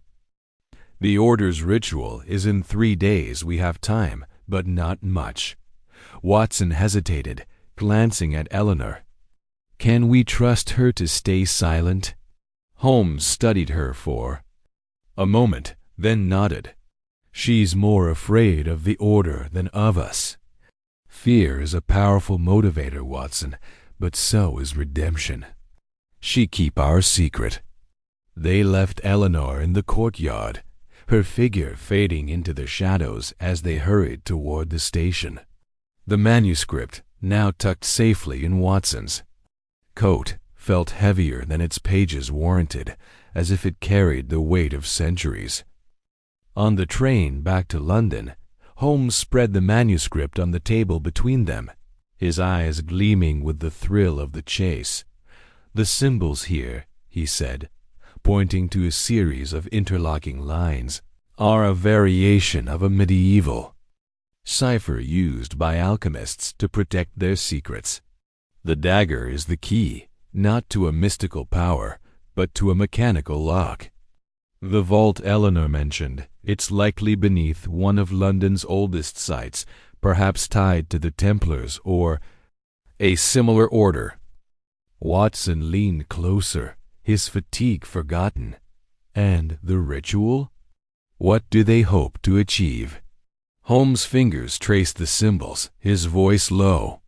"The documents in the vault are likely treaties or contracts hidden to prevent their misuse. The order seeks to exploit them, to gain leverage over nations. But we'll stop them, Watson. We have the manuscript, and with it, the means to find the vault before they do." The train's whistle pierced the night as they sped toward London, the city's lights a distant glow on the horizon. Watson watched Holmes, marveling at his friend's unshakable focus. The manuscript lay open, its secrets waiting to be unraveled, and Watson felt a surge of determination. The Order of the Obsidian Veil was formidable, but they had underestimated Sherlock Holmes, a mistake they would soon regret.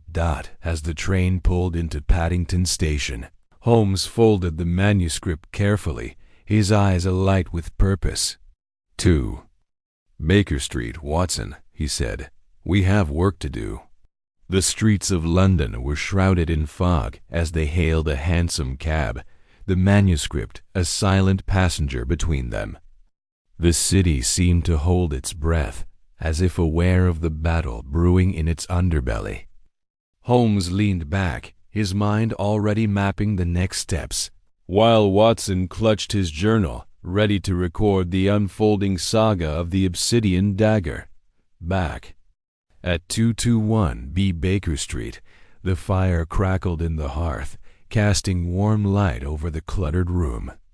Holmes spread the manuscript on his desk, his magnifying glass in hand as he began the painstaking task of decoding its secrets. Watson brewed tea, the familiar ritual grounding him as he watched Holmes work, his friend's mind a beacon in the darkness of the mystery. Hours passed, the clock ticking toward dawn. Holmes' notes grew into a chaotic web of symbols and translations, each revelation bringing them closer to the vault's location. Watson, fighting sleep, transcribed Holmes' findings, his pen scratching against the paper as the cipher yielded its secrets. "The vault is beneath the Tower of London," Holmes said at last, his voice triumphant. "The manuscript symbols align with the tower's ancient foundations built over a Roman site. The dagger is the key to a lock hidden in the White Tower's crypt." Watson's eyes widened. "The tower? That's heavily guarded. How will we get in?" Holmes' smile was grim. "We'll need a plan, Watson, and perhaps a favor from Lestrade. The order will be there, and we must be ready. The ritual is in 2 days now. We've no time to waste." As dawn broke over London, Holmes and Watson prepared for the next phase of their adventure. The manuscript, now partially decoded, lay like a map to their destiny, its secrets pointing to a confrontation that would test their courage and cunning. The order of the Obsidian Veil was closing in, but Holmes was ready, his mind a steel trap, set to ensnare their plans. The game was afoot, and in the heart of London, beneath the ancient stones of the tower, the truth awaited. Chapter 6. The underground labyrinth, the damp, acrid air of London's forgotten sewers clung to Sherlock Holmes and Dr. John Watson as they descended a rusted, iron ladder into the city's underbelly. The manuscript they had secured in Oxford's ancient library had led them here, to a network of tunnels rumored to house the secret vault of the Order of the Obsidian Veil. The flickering light of Watson's lantern cast long, wavering shadows on the slick stone walls where moss and grime had claimed dominion over the ancient brickwork. Holmes, his sharp eyes scanning every detail, moved with a purpose that belied the oppressive atmosphere, his mind already dissecting the puzzle that lay ahead. "Mind your step, Watson," Holmes said, his voice low but clear, cutting through the distant drip of water echoing in the darkness. "These tunnels are as treacherous as they are old. The Order would not choose a lair so easily navigated." Watson, gripping the lantern tightly, nodded. His military instincts kept him alert, though the claustrophobic confines of the sewer tested his resolve. "How do you even know we're in the right place, Holmes? This place is a maze. One wrong turn, and we could be lost for hours." Holmes paused, crouching to examine a faint carving on the wall, a symbol resembling the Obsidian Dagger's emblem, partially obscured by years of neglect. "This," he said, tracing the mark with a gloved finger, "is no coincidence. The manuscript described directional sigils, and this is the first of many. The Order has marked their path, though subtly. We follow these, and they will lead us to the vault." Watson peered at the symbol, its angular lines barely discernible in the dim light. "You're certain? It could be a mason's mark or some old graffiti." Holmes' lips twitched in a rare, fleeting smile. "Watson, your skepticism is as reliable as ever, but this is no idle scribble. The angles match the cipher from the manuscript precisely. Come, we've no time to dawdle. The Order's ritual is set for tomorrow night, and I intend to be one step ahead." They pressed forward, the tunnel narrowing as the air grew heavier with the stench of decay. Holmes moved with the precision of a bloodhound, his eyes darting from wall to floor, noting every irregularity. The manuscript had been explicit. The vault lay at the heart of a labyrinth, protected by traps and misdirection. Holmes had spent the previous night committing its cryptic instructions to memory, cross-referencing them with his extensive knowledge of London's subterranean history. The sewers, built centuries ago and expanded haphazardly, were a labyrinthine relic of the city's growth, perfect for concealing secrets. After several minutes, they reached a fork in the tunnel. 3 passages yawned before them, each shrouded in darkness. Holmes knelt again, his lantern revealing another symbol, a dagger crossed with a crescent moon carved into the base of the central passage's arch. "This way," he declared. Standing and striding forward without hesitation, Watson followed, his boots splashing in the shallow, murky water that pooled at their feet. "Holmes, how do you stay so calm in a place like this? It's enough to drive a man mad." "Focus." "Watson," Holmes replied, his tone brisk but not unkind. "The mind is a tool, not a slave to sensation. This labyrinth is merely a puzzle, and puzzles have solutions. Keep your wits about you, and we'll emerge unscathed." The tunnel twisted and turned, its walls occasionally marked by more symbols, some clear, others faded or deliberately obscured. Holmes deciphered each one, his mind weaving a mental map of their progress. At one point, he stopped abruptly, raising a hand to halt Watson. "Wait," he whispered, his eyes narrowing as he studied the floor ahead. A faint seam ran across, the stone almost imperceptible in the gloom. "A trap," Holmes murmured, picking up a loose pebble and tossing it onto the seam. A sharp click echoed, followed by the grinding of stone as a section of the floor slid open, revealing a pit lined with rusted iron spikes. Watson's breath caught, and he instinctively stepped back. "Good Lord, Holmes," he muttered. "If you hadn't seen that." "Carelessness is the enemy, Watson," Holmes said, stepping carefully around the trap. "The Order clearly values their privacy. This is but the first of their defenses." They continued, navigating 2 more traps, a collapsing ceiling narrowly avoided by Holmes' quick reflexes, and a pressure plate that triggered a barrage of darts, which Holmes disarmed by jamming a rusted lever with his walking stick.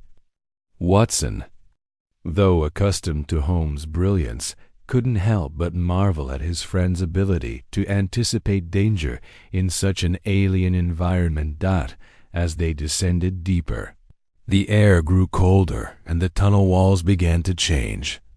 The rough brick gave way to smoother, older stone, etched with intricate carvings that suggested a far older origin than the sewers themselves.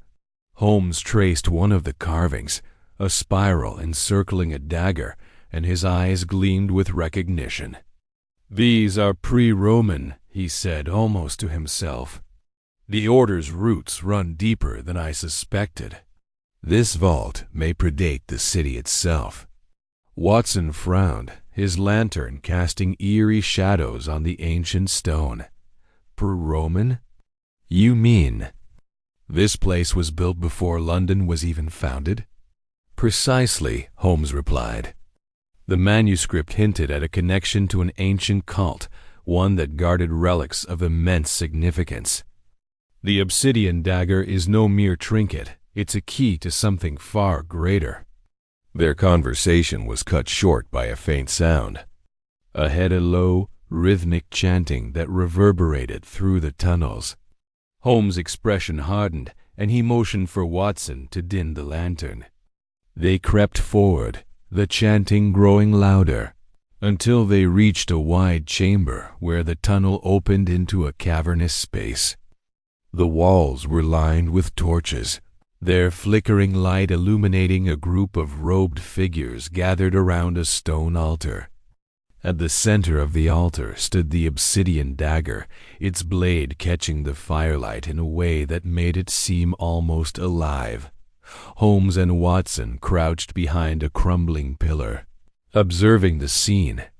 The robed figures, members of the Order of the Obsidian Veil, moved in precise ritualistic patterns, their voices rising and falling in a language Watson didn't recognize. Holmes, however, leaned closer, his lips moving silently as he translated the words. "Latin," he whispered. "A dialect mixed with something older, perhaps Etruscan. They're invoking the dagger, preparing it for the ritual tomorrow night." Watson strained to see the altar, where a robed figure, presumably the leader, raised a hand, silencing the chant. The leader's voice, deep and commanding, filled the chamber. "The hour approaches. With the dagger's power, we shall bend the world. To our will, nations will bow, and the order will rise." Watson's heart sank at the words. "Global influence," he whispered. "Holmes, they're planning something catastrophic." Holmes nodded, his eyes never leaving the altar. "Indeed, Watson. But their ambition betrays them. Arrogance breeds mistakes, and I intend to exploit theirs."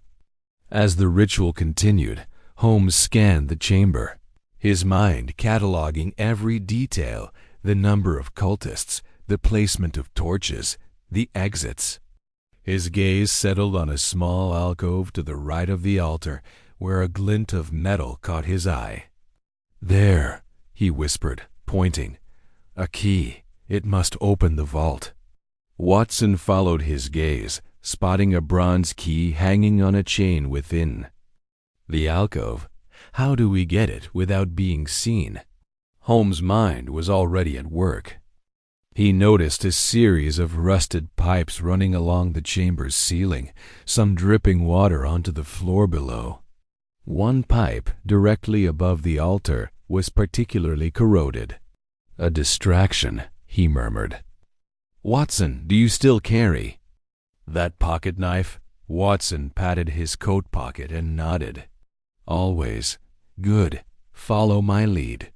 Holmes crept along the chamber's edge, staying in the shadows, until he reached a point where the pipe was within reach.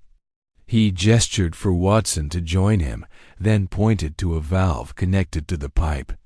"When I give the signal, turn that valve as hard as you can. The pressure should rupture the pipe and cause chaos. I'll retrieve the key in the confusion." Watson hesitated, his practical nature warring with the audacity of the plan. "And if it doesn't work?" "Then we improvise," Holmes said with a glint of mischief in his eyes. "Ready?" Watson gripped the valve, his heart pounding. Holmes waited until the chanting reached a crescendo, then nodded. Watson twisted the valve with all his strength, and a loud groan echoed as the pipe shuddered. A moment later, a torrent of foul-smelling water burst from the pipe, spraying the altar and dousing the torches. The chamber erupted in chaos, with cultists shouting and stumbling in the sudden darkness. Holmes moved like a shadow, darting toward the alcove. His nimble fingers snatched the key from its chain, and he was back in the shadows before the cultists could regain their bearings. Watson, still gripping the valve, released it and followed Holmes as they retreated into the tunnel. They ran, the sounds of pursuit growing fainter as they navigated the labyrinth's twists and turns. Holmes, guided by the symbols he had memorized, led them unerringly back toward the surface. When they finally emerged into the cool night air, the key clutched tightly in Holmes' hand. Watson let out a shaky laugh. "Good heavens, Holmes," he said, catching his breath. "That was too close." Holmes held up the key, its bronze surface glinting in the moonlight. "Close, perhaps, but successful. This key will open the vault, and with it, we'll stop the Order's ritual before it begins." Watson looked at his friend, marveling at the fire in his eyes. You're enjoying this, aren't you? Chapter 7. The traitor revealed. A fog hung low over London, a thick, oppressive shroud that seemed to cling to the very stones of the city. Sherlock Holmes and Dr. John Watson sat in the dim glow of their Baker Street lodgings, the fire casting flickering shadows across the cluttered room. Holmes' sharp eyes were fixed on the map fragment they had retrieved from the Sussex manor, its cryptic symbols taunting him with their secrets. Watson, nursing a cup of tea, watched his friend with a mix of admiration and concern. The case of the Obsidian Dagger had grown more perilous with each step, and now, with the Order of the Obsidian Veil seemingly anticipating their every move, Holmes had begun to suspect a deeper betrayal. "There is a leak, Watson," Holmes said abruptly, his voice cutting through the quiet. He leaned back in his armchair, his fingers steepled beneath his chin. "The Order knows too much, our movements, our discoveries. It is no mere coincidence." Watson frowned, setting his cup down with a soft clink. "A leak? But who could possibly—" "Someone close to the investigation," Holmes interrupted, his tone sharp but calm. "Scotland Yard has been our ally, yet the Order has evaded capture at every turn. I suspect a traitor within Lestrade's ranks." Watson's eyes widened. "One of Lestrade's men? Surely not. They're loyal, aren't they?" "Loyalty is a fragile thing when power or fear is at play," Holmes replied, rising to pace the room. "We must investigate the Yard itself. Sergeant Harrow, in particular, has been curiously present at every major development. His reports to Lestrade have been overly detailed." Watson leaned forward, his military instincts bristling. "Harrow? He's been with Lestrade for years. A bit gruff, perhaps, but a traitor?" Holmes stopped pacing, his gaze piercing. "Gruffness is no shield for deceit, Watson. We shall confront him tonight at the dockyards, where he's due to patrol. If my suspicions are correct, the Order may attempt to contact him there." The plan was set with Holmes' characteristic precision. Watson, ever the loyal companion, prepared himself for the night's work, slipping his revolver into his coat pocket. The fog outside had thickened, turning the gaslit streets into a maze of shadows as they hailed a hansom cab to the East End. The clatter of hooves on cobblestones was muffled by the damp air, and Watson felt a chill that had little to do with the weather. The dockyards were a labyrinth of crates, barrels, and rusted machinery, the air heavy with the scent of tar and salt water. The Thames lapped lazily against the piers, its dark waters reflecting the faint glow of distant lamps. Holmes led the way, his lean figure cutting through the fog like a blade. Watson followed, his senses heightened, every creak of wood or splash of water setting his nerves on edge.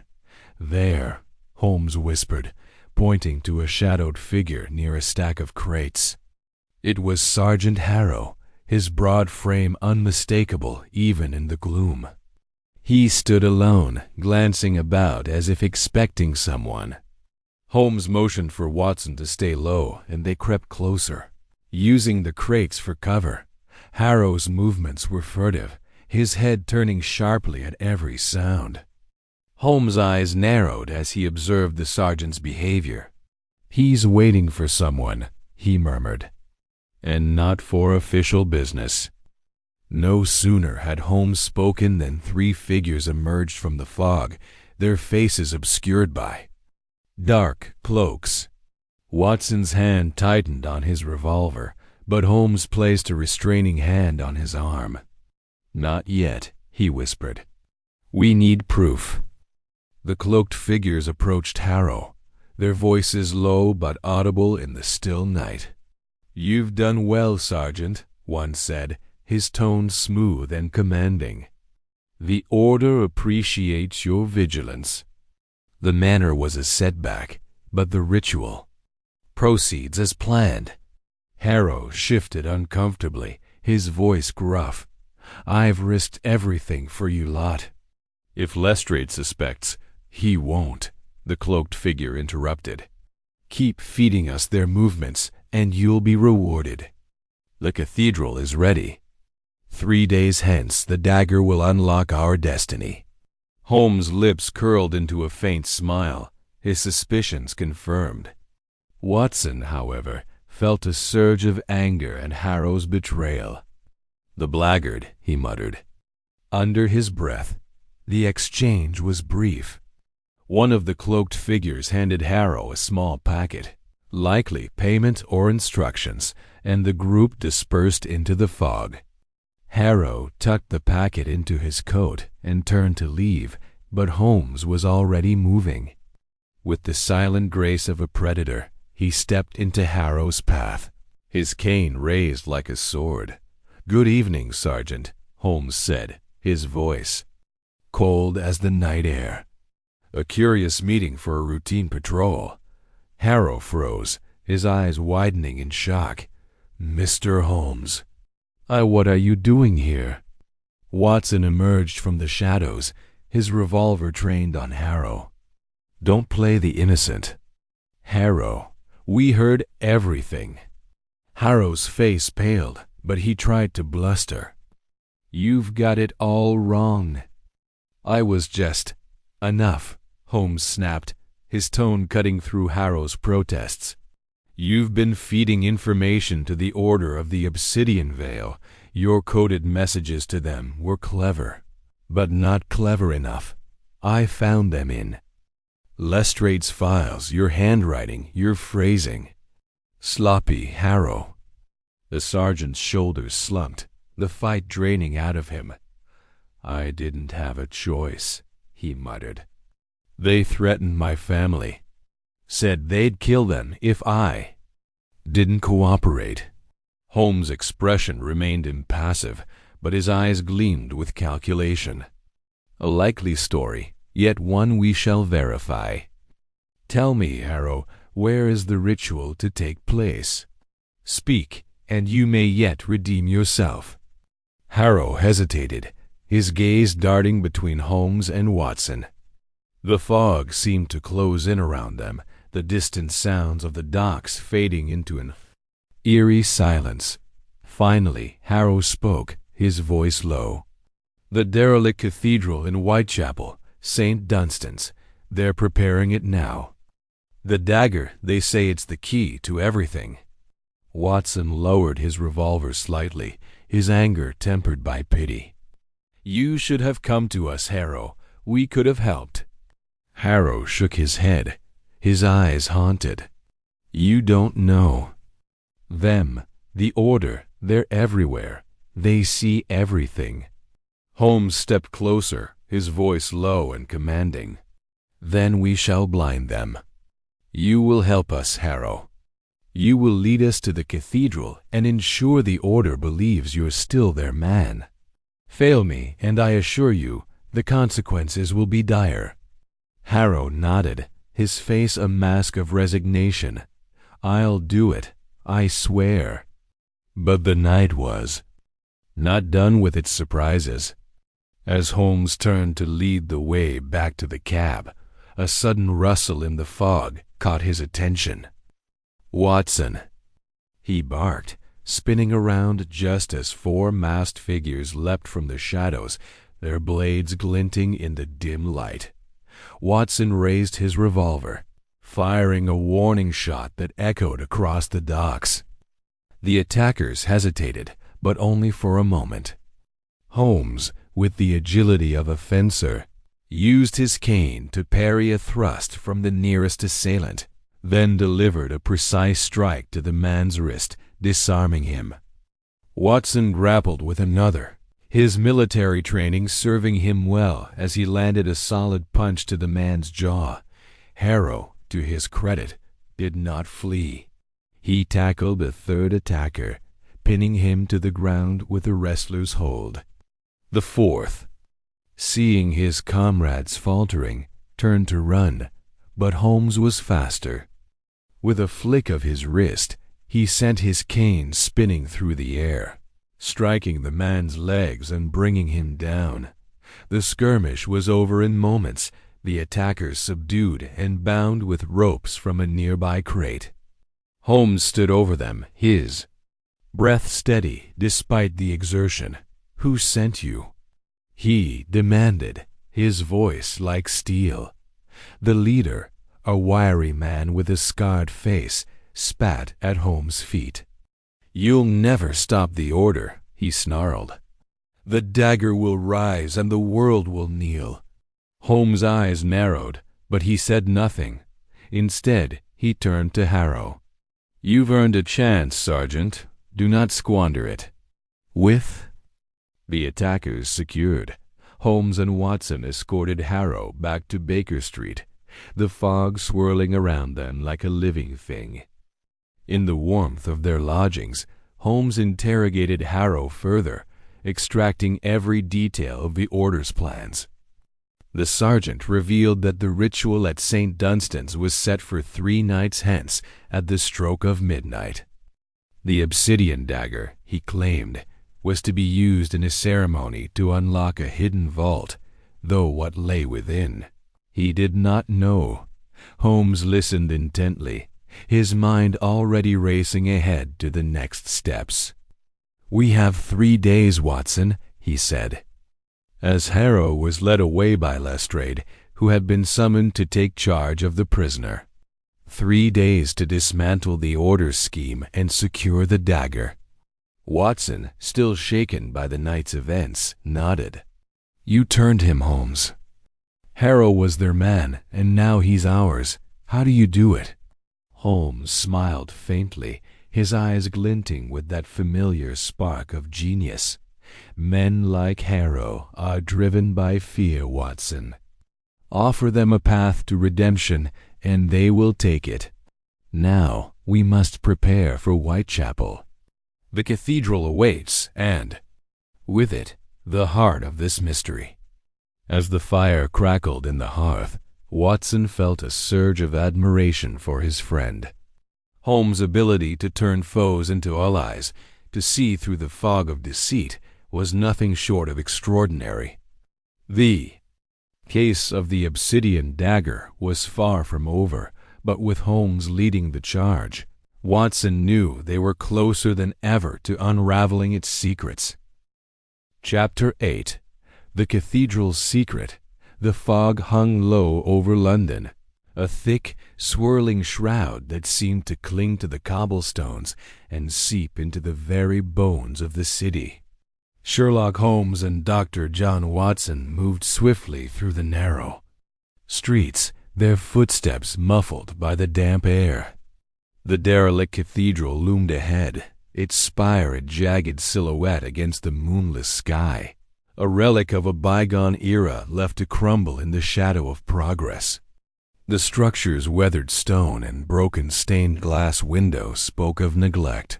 Yet tonight it pulsed with a sinister vitality, as if the very walls knew the secrets they guarded. Holmes' eyes gleamed with the intensity of a predator closing in on its prey. His mind, sharp as ever, churned through the clues they had gathered. The Obsidian Dagger, the cryptic symbols, the order of the Obsidian Veil's machinations. The manuscript from Oxford had been clear. The dagger was no mere artifact but a key to a mechanism, one the order believed would grant them power. Holmes, however, suspected a more grounded truth, one rooted in mechanical ingenuity rather than mystical nonsense. Watson, ever the loyal companion, kept pace, his revolver tucked discreetly beneath his coat, his heart pounding with a mix of apprehension and resolve. "Holmes," Watson whispered as they approached the cathedral's rusted iron gate, "are you certain this is wise?" "We're walking into the lion's den." Holmes' lips curled into a faint smile, though his gaze remained fixed on the gate. Lions, Watson, are predictable creatures. It's the men who think themselves gods we must beware of. Stay close, and keep your wits about you. The gate creaked as Holmes pushed it open, the sound swallowed by the fog. The courtyard beyond was overgrown with weeds, the remnants of ancient gravestones jutting from the earth like broken teeth. The cathedral's entrance, a towering archway carved with faded saints, stood ajar, a sliver of flickering light spilling out from within. Holmes paused, his keen senses attuned to every detail, the faint scent of incense, the distant murmur of voices, the scuff of boots on stone. He gestured for Watson to follow, and they slipped inside, their silhouettes blending into the shadows. The interior of the cathedral was a cavernous expanse, its vaulted ceiling lost in darkness. Rows of splintered pews lined the nave, leading to an altar draped in black cloth. Torches mounted on the walls cast an unsteady glow, their flames dancing across the faces of a dozen cloaked figures gathered in a semicircle. At the center of the altar stood the Obsidian Dagger, its blade catching the torchlight with an eerie shimmer, as if it absorbed the light rather than reflected it. The air was thick with the weight of ritual, the low chant of the order's members rising and falling in a hypnotic cadence. Holmes and Watson, disguised in cloaks pilfered from a pair of unfortunate order initiates they had subdued earlier, blended seamlessly into the crowd. The disguises were crude but effective black robes with hoods that obscured their faces, adorned with the same obsidian dagger emblem they had seen on the cryptic letter.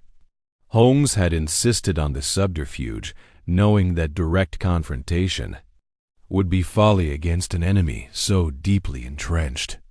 Watson, though uneasy, trusted his friend's judgment, his hand resting lightly on the revolver hidden beneath his robe.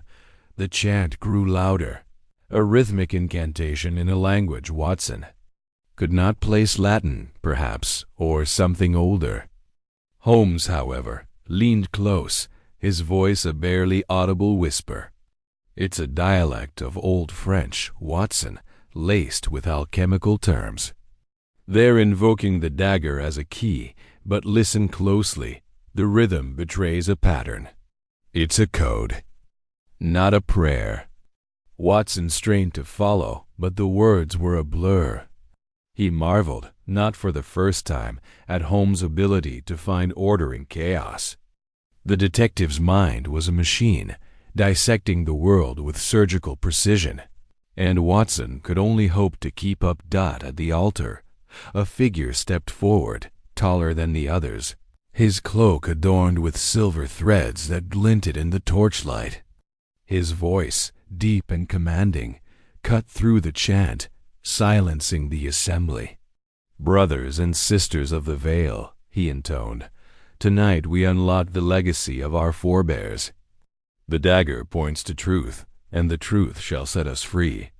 The crowd murmured in assent, their voices a low rumble. Holmes' eyes narrowed as he studied the speaker, noting the slight tremor in his hands, the way his gaze darted to the dagger. "Nervous," Holmes muttered. "He's not the mastermind, merely a lieutenant. The true leader is elsewhere, or perhaps watching from the shadows." Watson glanced around, his nerves taut. The cathedral's vastness made it impossible to see every corner, and the flickering light played tricks on his eyes. Shadows seemed to move, to whisper, though he told himself it was only his imagination. Still, the weight of the moment pressed upon him.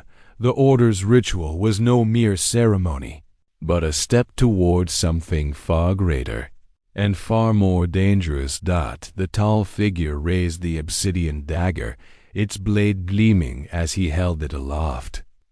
"With this key," he continued, we shall open the way. The world will bend to our will, as it was foretold." Holmes' hand tightened on Watson's arm, a signal to stay alert. The detective's gaze was fixed on the altar, where a stone slab, carved with intricate symbols, lay beneath the black cloth.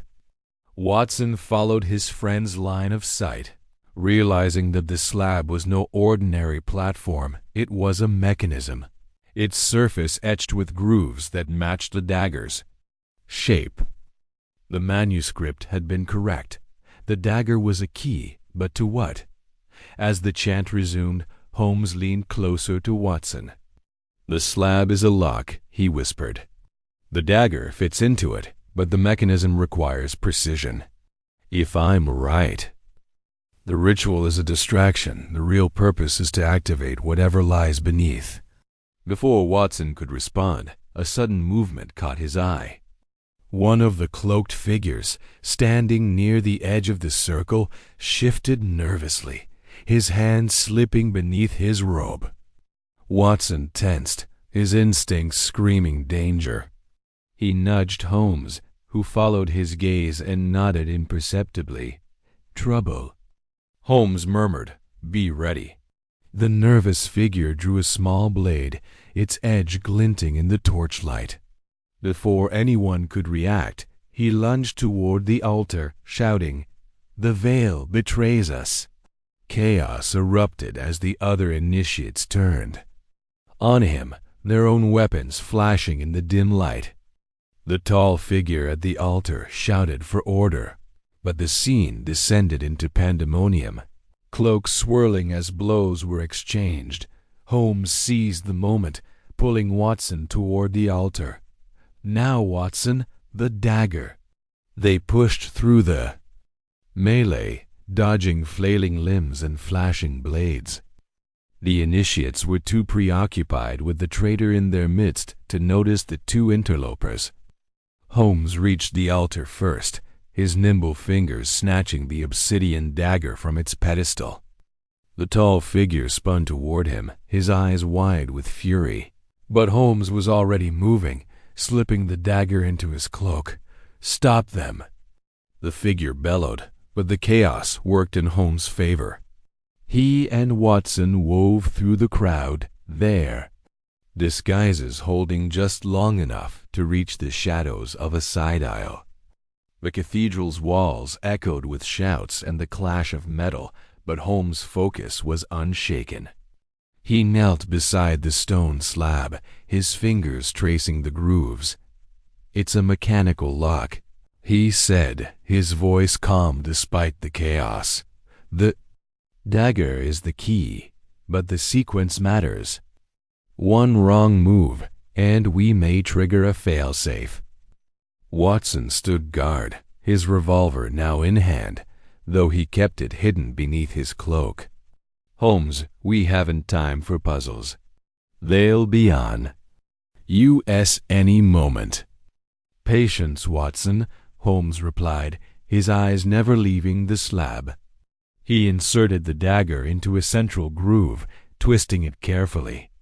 A low click echoed through the stone, followed by a faint grinding sound.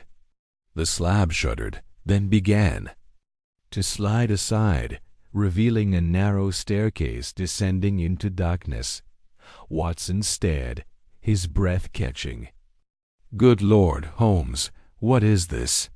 "The truth," Holmes said simply, his voice tinged with satisfaction. "Come, Watson. The Order's secrets lie below." They descended the staircase, the sounds of the fight above fading into a distant roar. The air grew colder, the walls of the passage damp and slick with moss. Holmes lit a small lantern he had concealed beneath his cloak, its light casting eerie shadows on the stone. The passage twisted and turned, leading deeper beneath the cathedral, until it opened into a circular chamber. The chamber was small but richly adorned, its walls covered in intricate carving symbols that matched those on the parchment and the manuscript. At its center stood a pedestal, and atop it, a wooden chest bound with iron. Holmes approached cautiously, his eyes scanning for traps. "This is it," he said, "the Order's true prize." Watson glanced back at the passage, his nerves on edge. Holmes, we're not alone down here. They'll follow us. Then we must be quick, Holmes replied. He examined the chest, noting a small slot in its lid, perfectly sized for the obsidian dagger. With a steady hand, he inserted the blade, turning it with precision. The chest clicked open, revealing a stack of ancient documents, their edges brittle with age.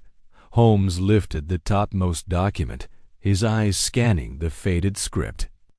"Diplomatic correspondence," he murmured. "Centuries old, written in a cipher. This is no treasure of gold or jewels, Watson. It's knowledge, the kind that could topple empires." Before Watson could respond, a shout echoed from the passage. The Order had found them. Holmes slipped the documents into his cloak, his movements swift but deliberate. "We must go, Watson, now." They retraced their steps, the lantern's light bouncing wildly as they ran. The passage seemed to close in around them, the air thick with the scent of damp stone and impending danger. As they neared the staircase, the sound of footsteps grew. Louder pursuers, closing in fast. Holmes paused at the base of the stairs, his mind racing. "The mechanism," he said, his voice urgent. "We can use it against them." He returned to the chamber, Watson at his heels, and examined the pedestal. A series of levers, hidden beneath the chest, caught his eye. With a few quick adjustments, he triggered a secondary mechanism. A low rumble shook the chamber as stone panels began to slide shut. "Sealing the passage. That won't hold them long," Holmes said, already moving. "But it will buy us time." They scrambled up the stairs, emerging into the cathedral just as the sounds of pursuit grew muffled behind the sealed passage. The fight in the nave had subsided, the initiates scattered or subdued. But the tall figure remained, his eyes blazing as he spotted Holmes and Watson. "You," he roared, drawing a pistol. "The dagger belongs to the veil." Holmes didn't hesitate.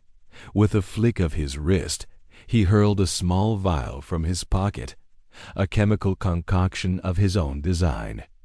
It shattered at the man's feet, releasing a cloud of acrid smoke. The figure coughed and staggered, giving Holmes and Watson the chance to slip into the shadows. They fled the cathedral, the fog swallowing them as they ran. The documents were heavy in Holmes' cloak, a tangible weight of secrets yet to be unraveled.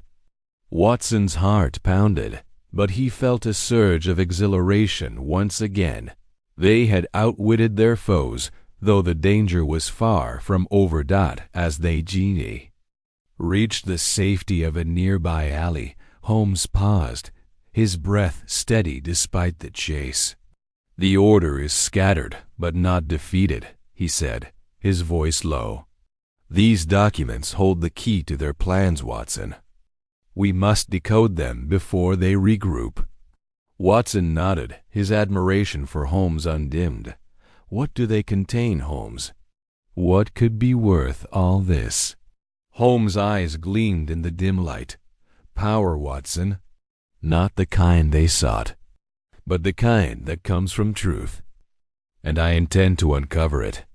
The fog closed around them as they disappeared into the night, the cathedral's spire fading into the mist. The game was far from over, but Holmes was in his element, a hunter of truth in a world of shadows. Chapter 9. The final cipher. Sherlock Holmes sat at his cluttered desk in the dimly lit sitting room of 221B Baker Street. The faint glow of a single gas lamp casting long shadows across the walls. The air was thick with the scent of pipe smoke and old books, a comforting familiarity that grounded him amidst the chaos of the case. Before him lay the ancient documents retrieved from the derelict cathedral, their brittle parchment edges curling slightly as if guarding their secrets from the modern world. The Obsidian Dagger rested nearby, its dark blade glinting ominously, a silent reminder of the stakes at hand. Dr. John Watson, seated in his usual armchair by the fire, watched his friend with a mixture of awe and concern, his notebook open, but untouched, as Holmes' mind worked at a feverish pace. The documents were a labyrinth of cryptic symbols, archaic languages, and fragmented maps, each page a puzzle that demanded deciphering. Holmes' sharp eyes darted across the text, his fingers tracing lines of faded ink. The Order of the Obsidian Veil had sought these documents for their supposed power, believing the dagger to be a mystical artifact capable of bending fate itself. But Holmes, ever the rationalist, suspected a more terrestrial truth, one that could reshape the balance of power in Europe if left in the wrong hands. "Watson," Holmes said, his voice low but urgent, breaking the silence. "These documents are no mere relics of a bygone era. They are a diplomatic cipher, a key to a treaty hidden centuries ago to prevent a catastrophic war. The Order's ambition was not mysticism but manipulation, control over nations through secrets long buried." Watson leaned forward, his brow furrowing.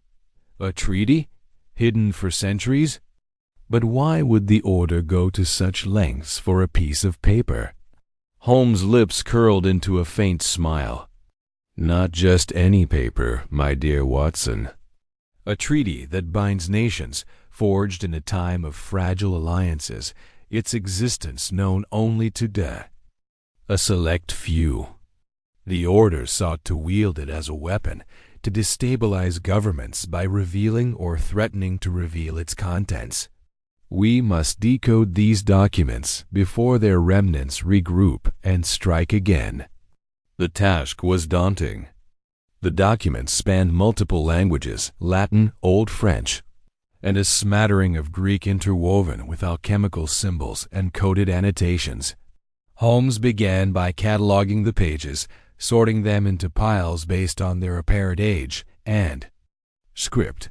The first document, a vellum sheet with a wax seal, bore the insignia of a medieval diplomatic council. Its text described a pact between rival kingdoms, a fragile agreement to avert war through mutual concessions. But the details were obscured, written in a cipher that defied immediate understanding. Holmes lit another pipe, the smoke curling upward as he paced the room. "The cipher is Polybius-based, Watson, but layered with a substitution key tied to the dagger's engravings. Observe." He pointed to the dagger, its hilt etched with intricate runes. Each symbol corresponds to a letter, but the sequence shifts based on the document's context. A devilishly clever design. Watson, ever practical, fetched a magnifying glass and joined Holmes at the desk. Together, they examined the dagger's runes, noting their angular precision. Holmes sketched each symbol in his notebook, cross-referencing them with the documents. Hours passed, the clock ticking past midnight as they worked in silence, interrupted only by the occasional crackle of the fire. The cipher began to yield, revealing fragments of the treaty's terms, trade routes secured, borders defined, and a mutual pledge to conceal the agreement from rival powers. But the documents were incomplete. One page referenced a final covenant, a clause that required the Obsidian Dagger to unlock a physical mechanism, a chest or vault where the treaty's full text was stored. Holmes' eyes gleamed with realization. The dagger is not merely symbolic, Watson. It is a key in the most literal sense. We must find this chest before the order does. The trail led them to a cryptic reference in the documents, a council of envoys meeting in London, a gathering of diplomats from across Europe. Holmes deduced that the order planned to strike at this meeting, using the treaty to sow discord among nations. The documents hinted at a location near the heart of the city, a place of historical significance where the chest was hidden. But the exact site remained elusive. Buried in the cipher's final layer, Holmes and Watson worked through the night, their efforts fueled by strong tea and determination. The cipher's complexity grew, incorporating astrological notations and numerical sequences that required Holmes to consult his extensive library. He pulled down a dusty tome on medieval cryptography, its pages yellowed but intact. "The key lies in the stars," Holmes muttered, pointing to a diagram of constellations. "The cipher uses celestial alignments to shift its letter mappings. We need the date of the treaty's signing to unlock it." Watson, flipping through his notes, recalled a detail from the Oxford manuscript. The manuscript mentioned a council in 1347 during the reign of Edward III. Could that be the date? Holmes nodded, his fingers flying over the documents. Using the 1347 alignment of constellations, he adjusted the cipher's parameters, and the text began to resolve. The final message revealed the location, the crypt of St. Paul's Cathedral, a site older than the current structure, where a diplomatic chest was concealed beneath a stone slab marked with the dagger's emblem. But time was running out. The documents indicated the envoys' meeting was scheduled for the following evening, giving Holmes and Watson less than 24 hours to act. The order, though scattered after the cathedral skirmish, was likely regrouping their agents. Still active in London, Holmes suspected they had spies within the diplomatic circles, feeding them information about the meeting's security. "We must move swiftly." "Watson," Holmes said, folding the documents and slipping the dagger into his coat pocket. "The crypt is our destination, but we cannot go unprepared. The order will anticipate our move." Watson, ever the soldier, checked his revolver. "What's the plan, Holmes?" "We infiltrate the crypt tonight, retrieve the chest, and deliver the treaty to the envoys before the order can interfere. But first, we need allies. Lestrade may be compromised, but there's one man I trust implicitly." Holmes sent a telegram to Mycroft Holmes, his brother, whose connections in the government could secure discreet access to St. Paul's. Mycroft responded promptly, arranging for a trusted guard to meet them at the cathedral's side entrance. At 3 a.m., Holmes and Watson prepared their disguises clergyman's robes, a fitting cover for the late-night venture, and set out into the foggy London streets. The city was shrouded in mist, the gaslights casting eerie halos as they made their way to St. Paul's. The cathedral loomed ahead, its dome a shadowy silhouette against the night sky. The guard, a grizzled man named Jenkins, met them as promised, his face stern but loyal.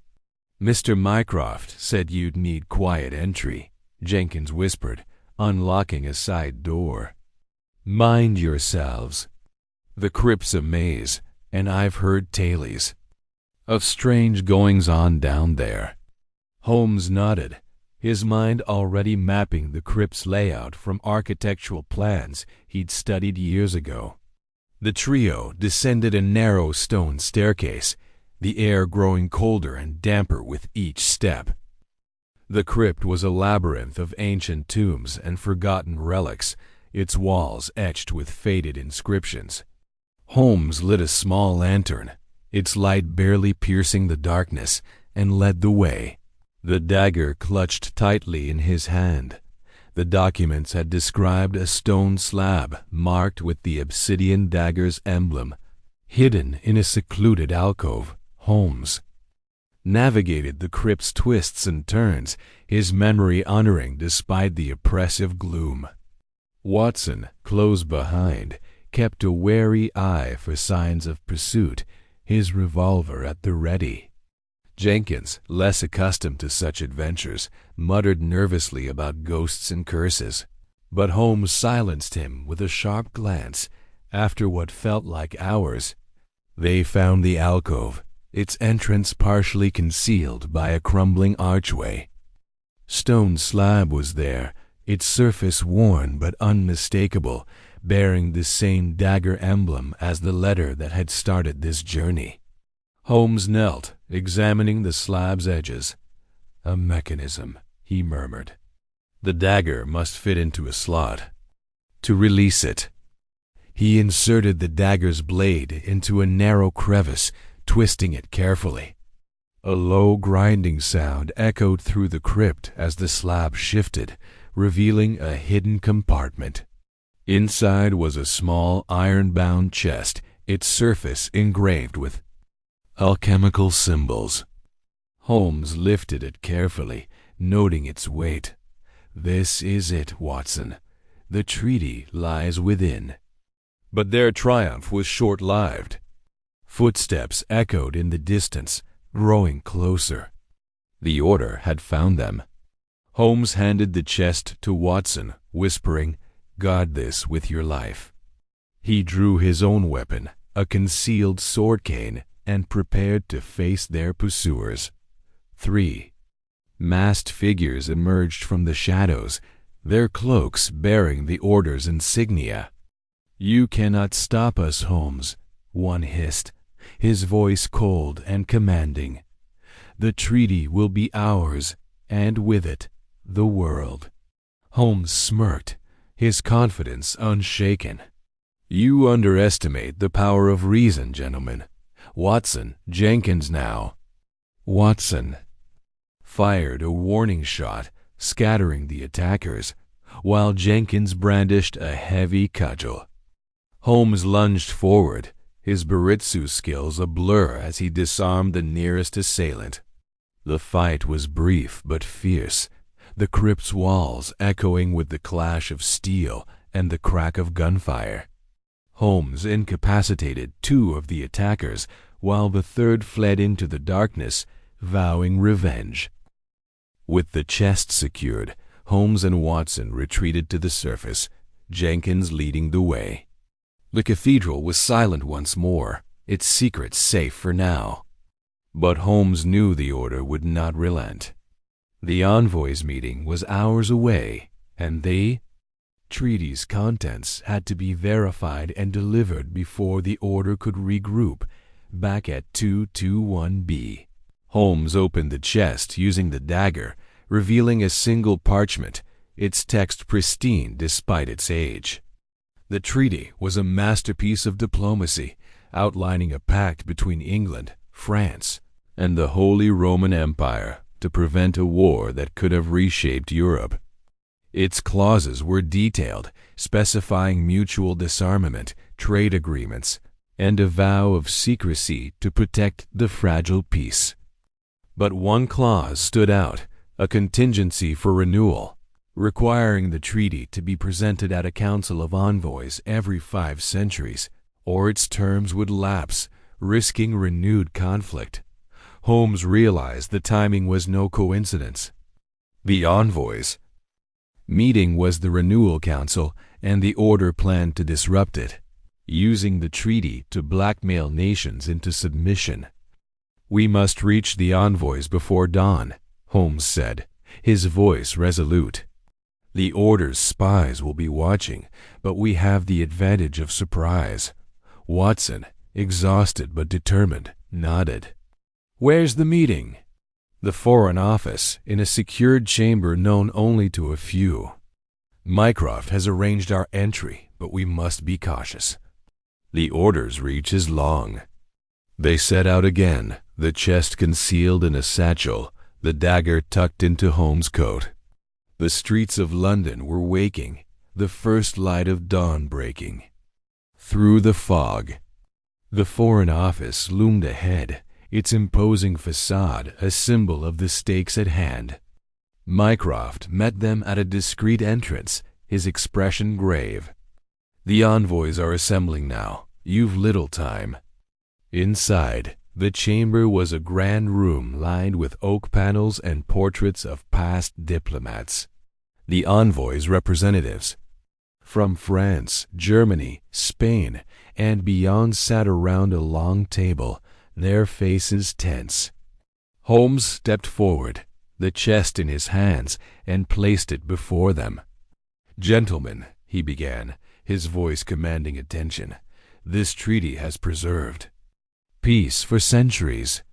The Order of the Obsidian Veil sought to weaponize it, but we have thwarted their scheme."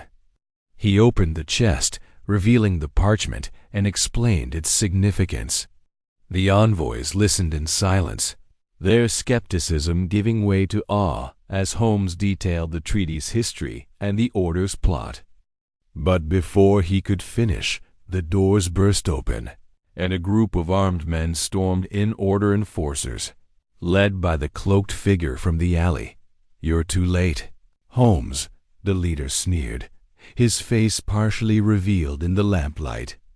It was Professor Langley, the cryptographer, his supposed injury a ruse to mislead them. "The treaty will serve our cause, not yours." Holmes remained calm, his mind racing. "You've underestimated me, Langley." "Watson now." Watson, positioned near the door, triggered a concealed smoke bomb Holmes had planted earlier, filling the room with choking fog. In the chaos, Holmes and Watson disarmed the attackers, their movements synchronized from years of partnership. Mycroft's guards joined the fray, subduing Langley and his men. The envoys, shaken but unharmed, were escorted to safety. With the Order's leaders captured, Holmes presented the treaty to the envoys, who agreed to renew its terms in secret, ensuring peace for another 5 centuries. The chest was sealed once more, entrusted to a secure vault under Mycroft's oversight. Langley, bound and defeated, spat curses as he was led away, but Holmes ignored him, his focus on the greater good. As they returned to 221B, the first rays of sunlight bathed London in gold. Holmes sat by the window, the dagger in his hand, its purpose fulfilled. "Knowledge, Watson," he said softly, "is the true power. Superstition and greed fall before it, as they always must." Watson, penning the final lines of his account, nodded. "A triumph, Holmes, one for the ages." The fire crackled, and the city stirred, its balance restored. The case of the Obsidian Dagger was nearing its close, but Holmes' mind was already turning to the next mystery, his curiosity unquenched. Chapter 10. The Dagger's Rest. The fog had lifted from London streets, and a rare autumnal sun cast a golden hue over Baker Street as Sherlock Holmes and Dr. John Watson returned to their familiar lodgings at 221B. The case of the Obsidian Dagger had drawn to a close, yet its echoes lingered in the air like the final notes of a symphony. The adventure had taken them through shadowed alleys, clandestine auctions, forgotten manors, and the labyrinthine depths of London's underbelly. Now, as they stepped into the warmth of their sitting room, the weight of their triumph settled upon them, tempered by the quiet satisfaction of a mystery unraveled. Holmes moved with his usual purposeful grace, shedding his overcoat and hanging it on the rack by the door. His sharp eyes scanned the room, taking in the familiar clutter, the chemical apparatus on the side table, the stacks of newspapers, and the violin resting against an armchair. He paused, his gaze settling on the fireplace where a low fire crackled, casting dancing shadows on the walls. Watson, trailing behind, set his medical bag down and sank into his accustomed chair, his face a mixture of relief and lingering awe at the events of the past days. "It's over." "Then," Watson said, his voice soft but carrying a note of finality, "the Order of the Obsidian Veil is dismantled, the treaty secured, and the dagger safely locked away. I dare say, Holmes, this was one of your finest hours." Holmes, standing by the mantel, turned with a faint smile, his fingers absently tracing the edge of a tobacco-filled slipper perched there. "Finest hours, Watson. You are prone to such romantic flourishes." The case was merely a puzzle, intricate in its design, but not insoluble.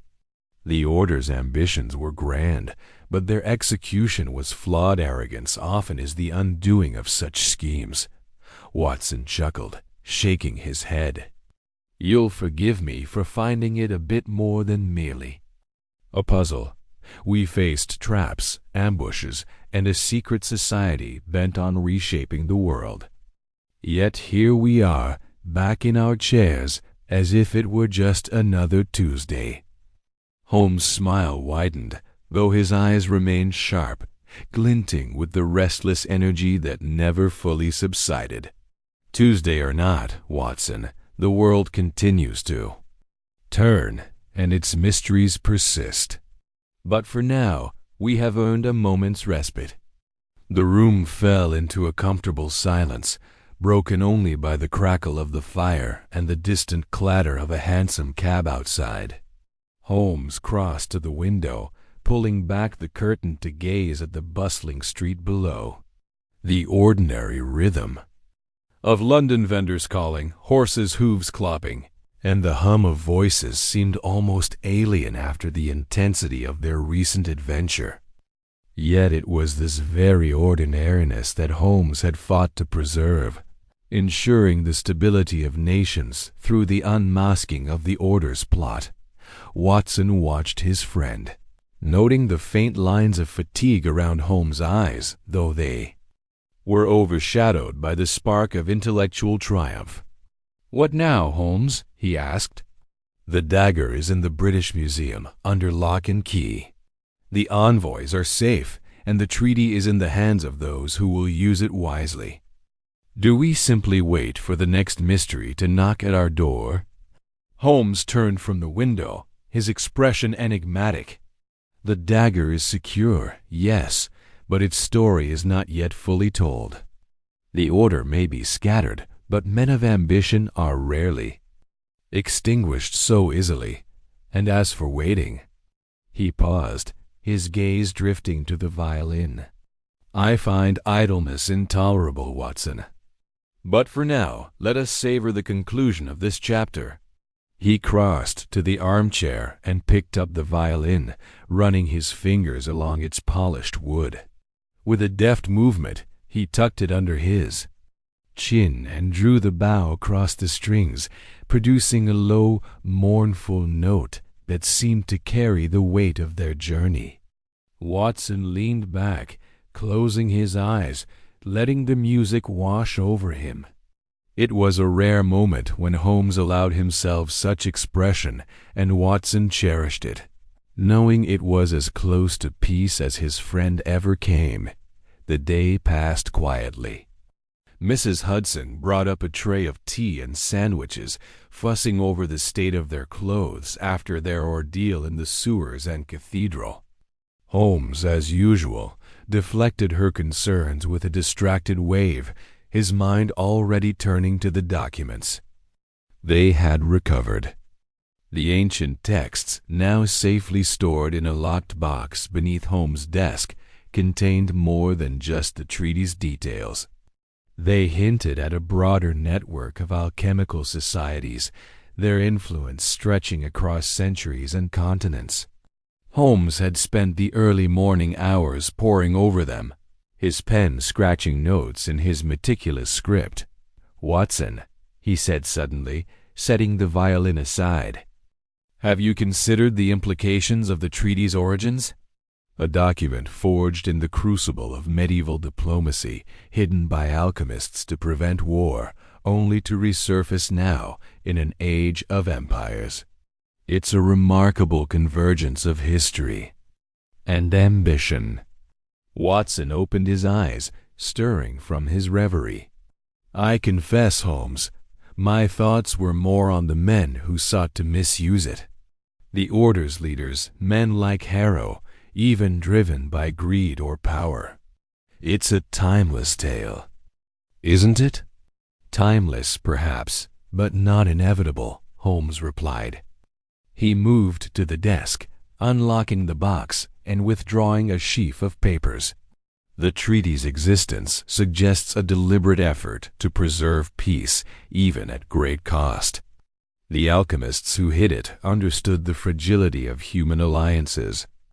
They encoded their secrets not out of malice, but to protect something greater. Watson nodded, his mind drifting to the cathedral, where the dagger's faint glow had revealed the hidden chest. And you, Holmes? You saw through their codes, their traps, their deceptions. What drives you to unravel such things when most would turn away? Holmes paused, his fingers hovering over the papers. For a moment, his expression softened, a rare glimpse of the man beneath the analytical machine. The pursuit of truth, Watson. Not for its own sake, but because it illuminates the chaos of the world. Every cipher cracked, every motive exposed, brings us closer to understanding the forces that shape our lives. Without that, we are merely stumbling in the dark. The conversation was interrupted by a sharp knock at the door. Mrs. Hudson entered, holding a small envelope sealed with red wax. "This came for you, Mr. Holmes," she said, her tone a mix of curiosity and exasperation. "Delivered by a boy who ran off before I could ask a thing." Holmes took the envelope, his eyes narrowing as he examined the seal. It bore no emblem, only a simple crest of a quill and scroll. He broke the wax and unfolded the letter, his expression unreadable, as he scanned its contents. Watson leaned forward, his curiosity piqued. "What is it, Holmes?" he asked. Holmes handed him the letter, his lips curling into a faint smile. "A thank you, it seems. From an anonymous diplomat, no doubt one of the envoys we saved. They express gratitude for averting a calamity of nations and assure us the treaty will be safeguarded." Watson read the letter, its elegant script conveying a sincerity that warmed him. "Well, that's something, isn't it? A rare acknowledgment of your work." "Rare, but not unwelcome," Holmes said, folding the letter and placing it on the mantel, "though I suspect their gratitude will fade when the next crisis looms. Such is the nature of diplomacy." The afternoon waned, and Holmes returned to his violin, playing a lighter, more lilting melody that seemed to dance with the sunlight streaming through the window. Watson took up his pen, opening his notebook to begin chronicling their adventure. The words flowed easily, the story of the Obsidian Dagger taking shape on the page. He wrote of the cryptic letter that had started it all, the shadowed auction, the manor's hidden vault, and the final confrontation in the cathedral.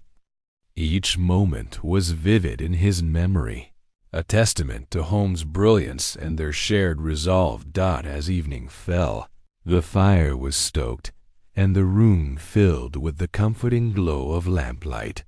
Holmes set the violin down and joined Watson by the fire, his long legs stretched out before him. "You're writing it all down, I presume?" he said, his tone teasing. "Of course," Watson replied, not looking up from his notebook. "The world deserves to know of your methods, Holmes. though I'll wager you'll find fault with my account.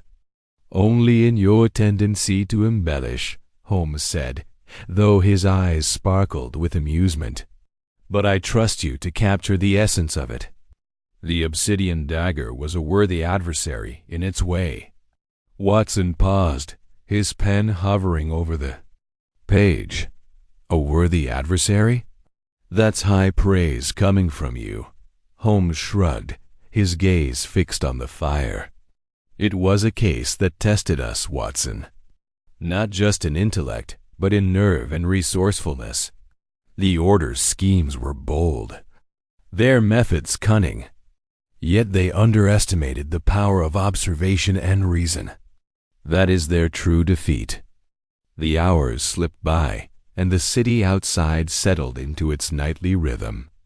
Watson finished his draft, closing the notebook with a satisfied sigh. The fire had burned low, and Holmes was lost in thought, his fingers steepled beneath his chin.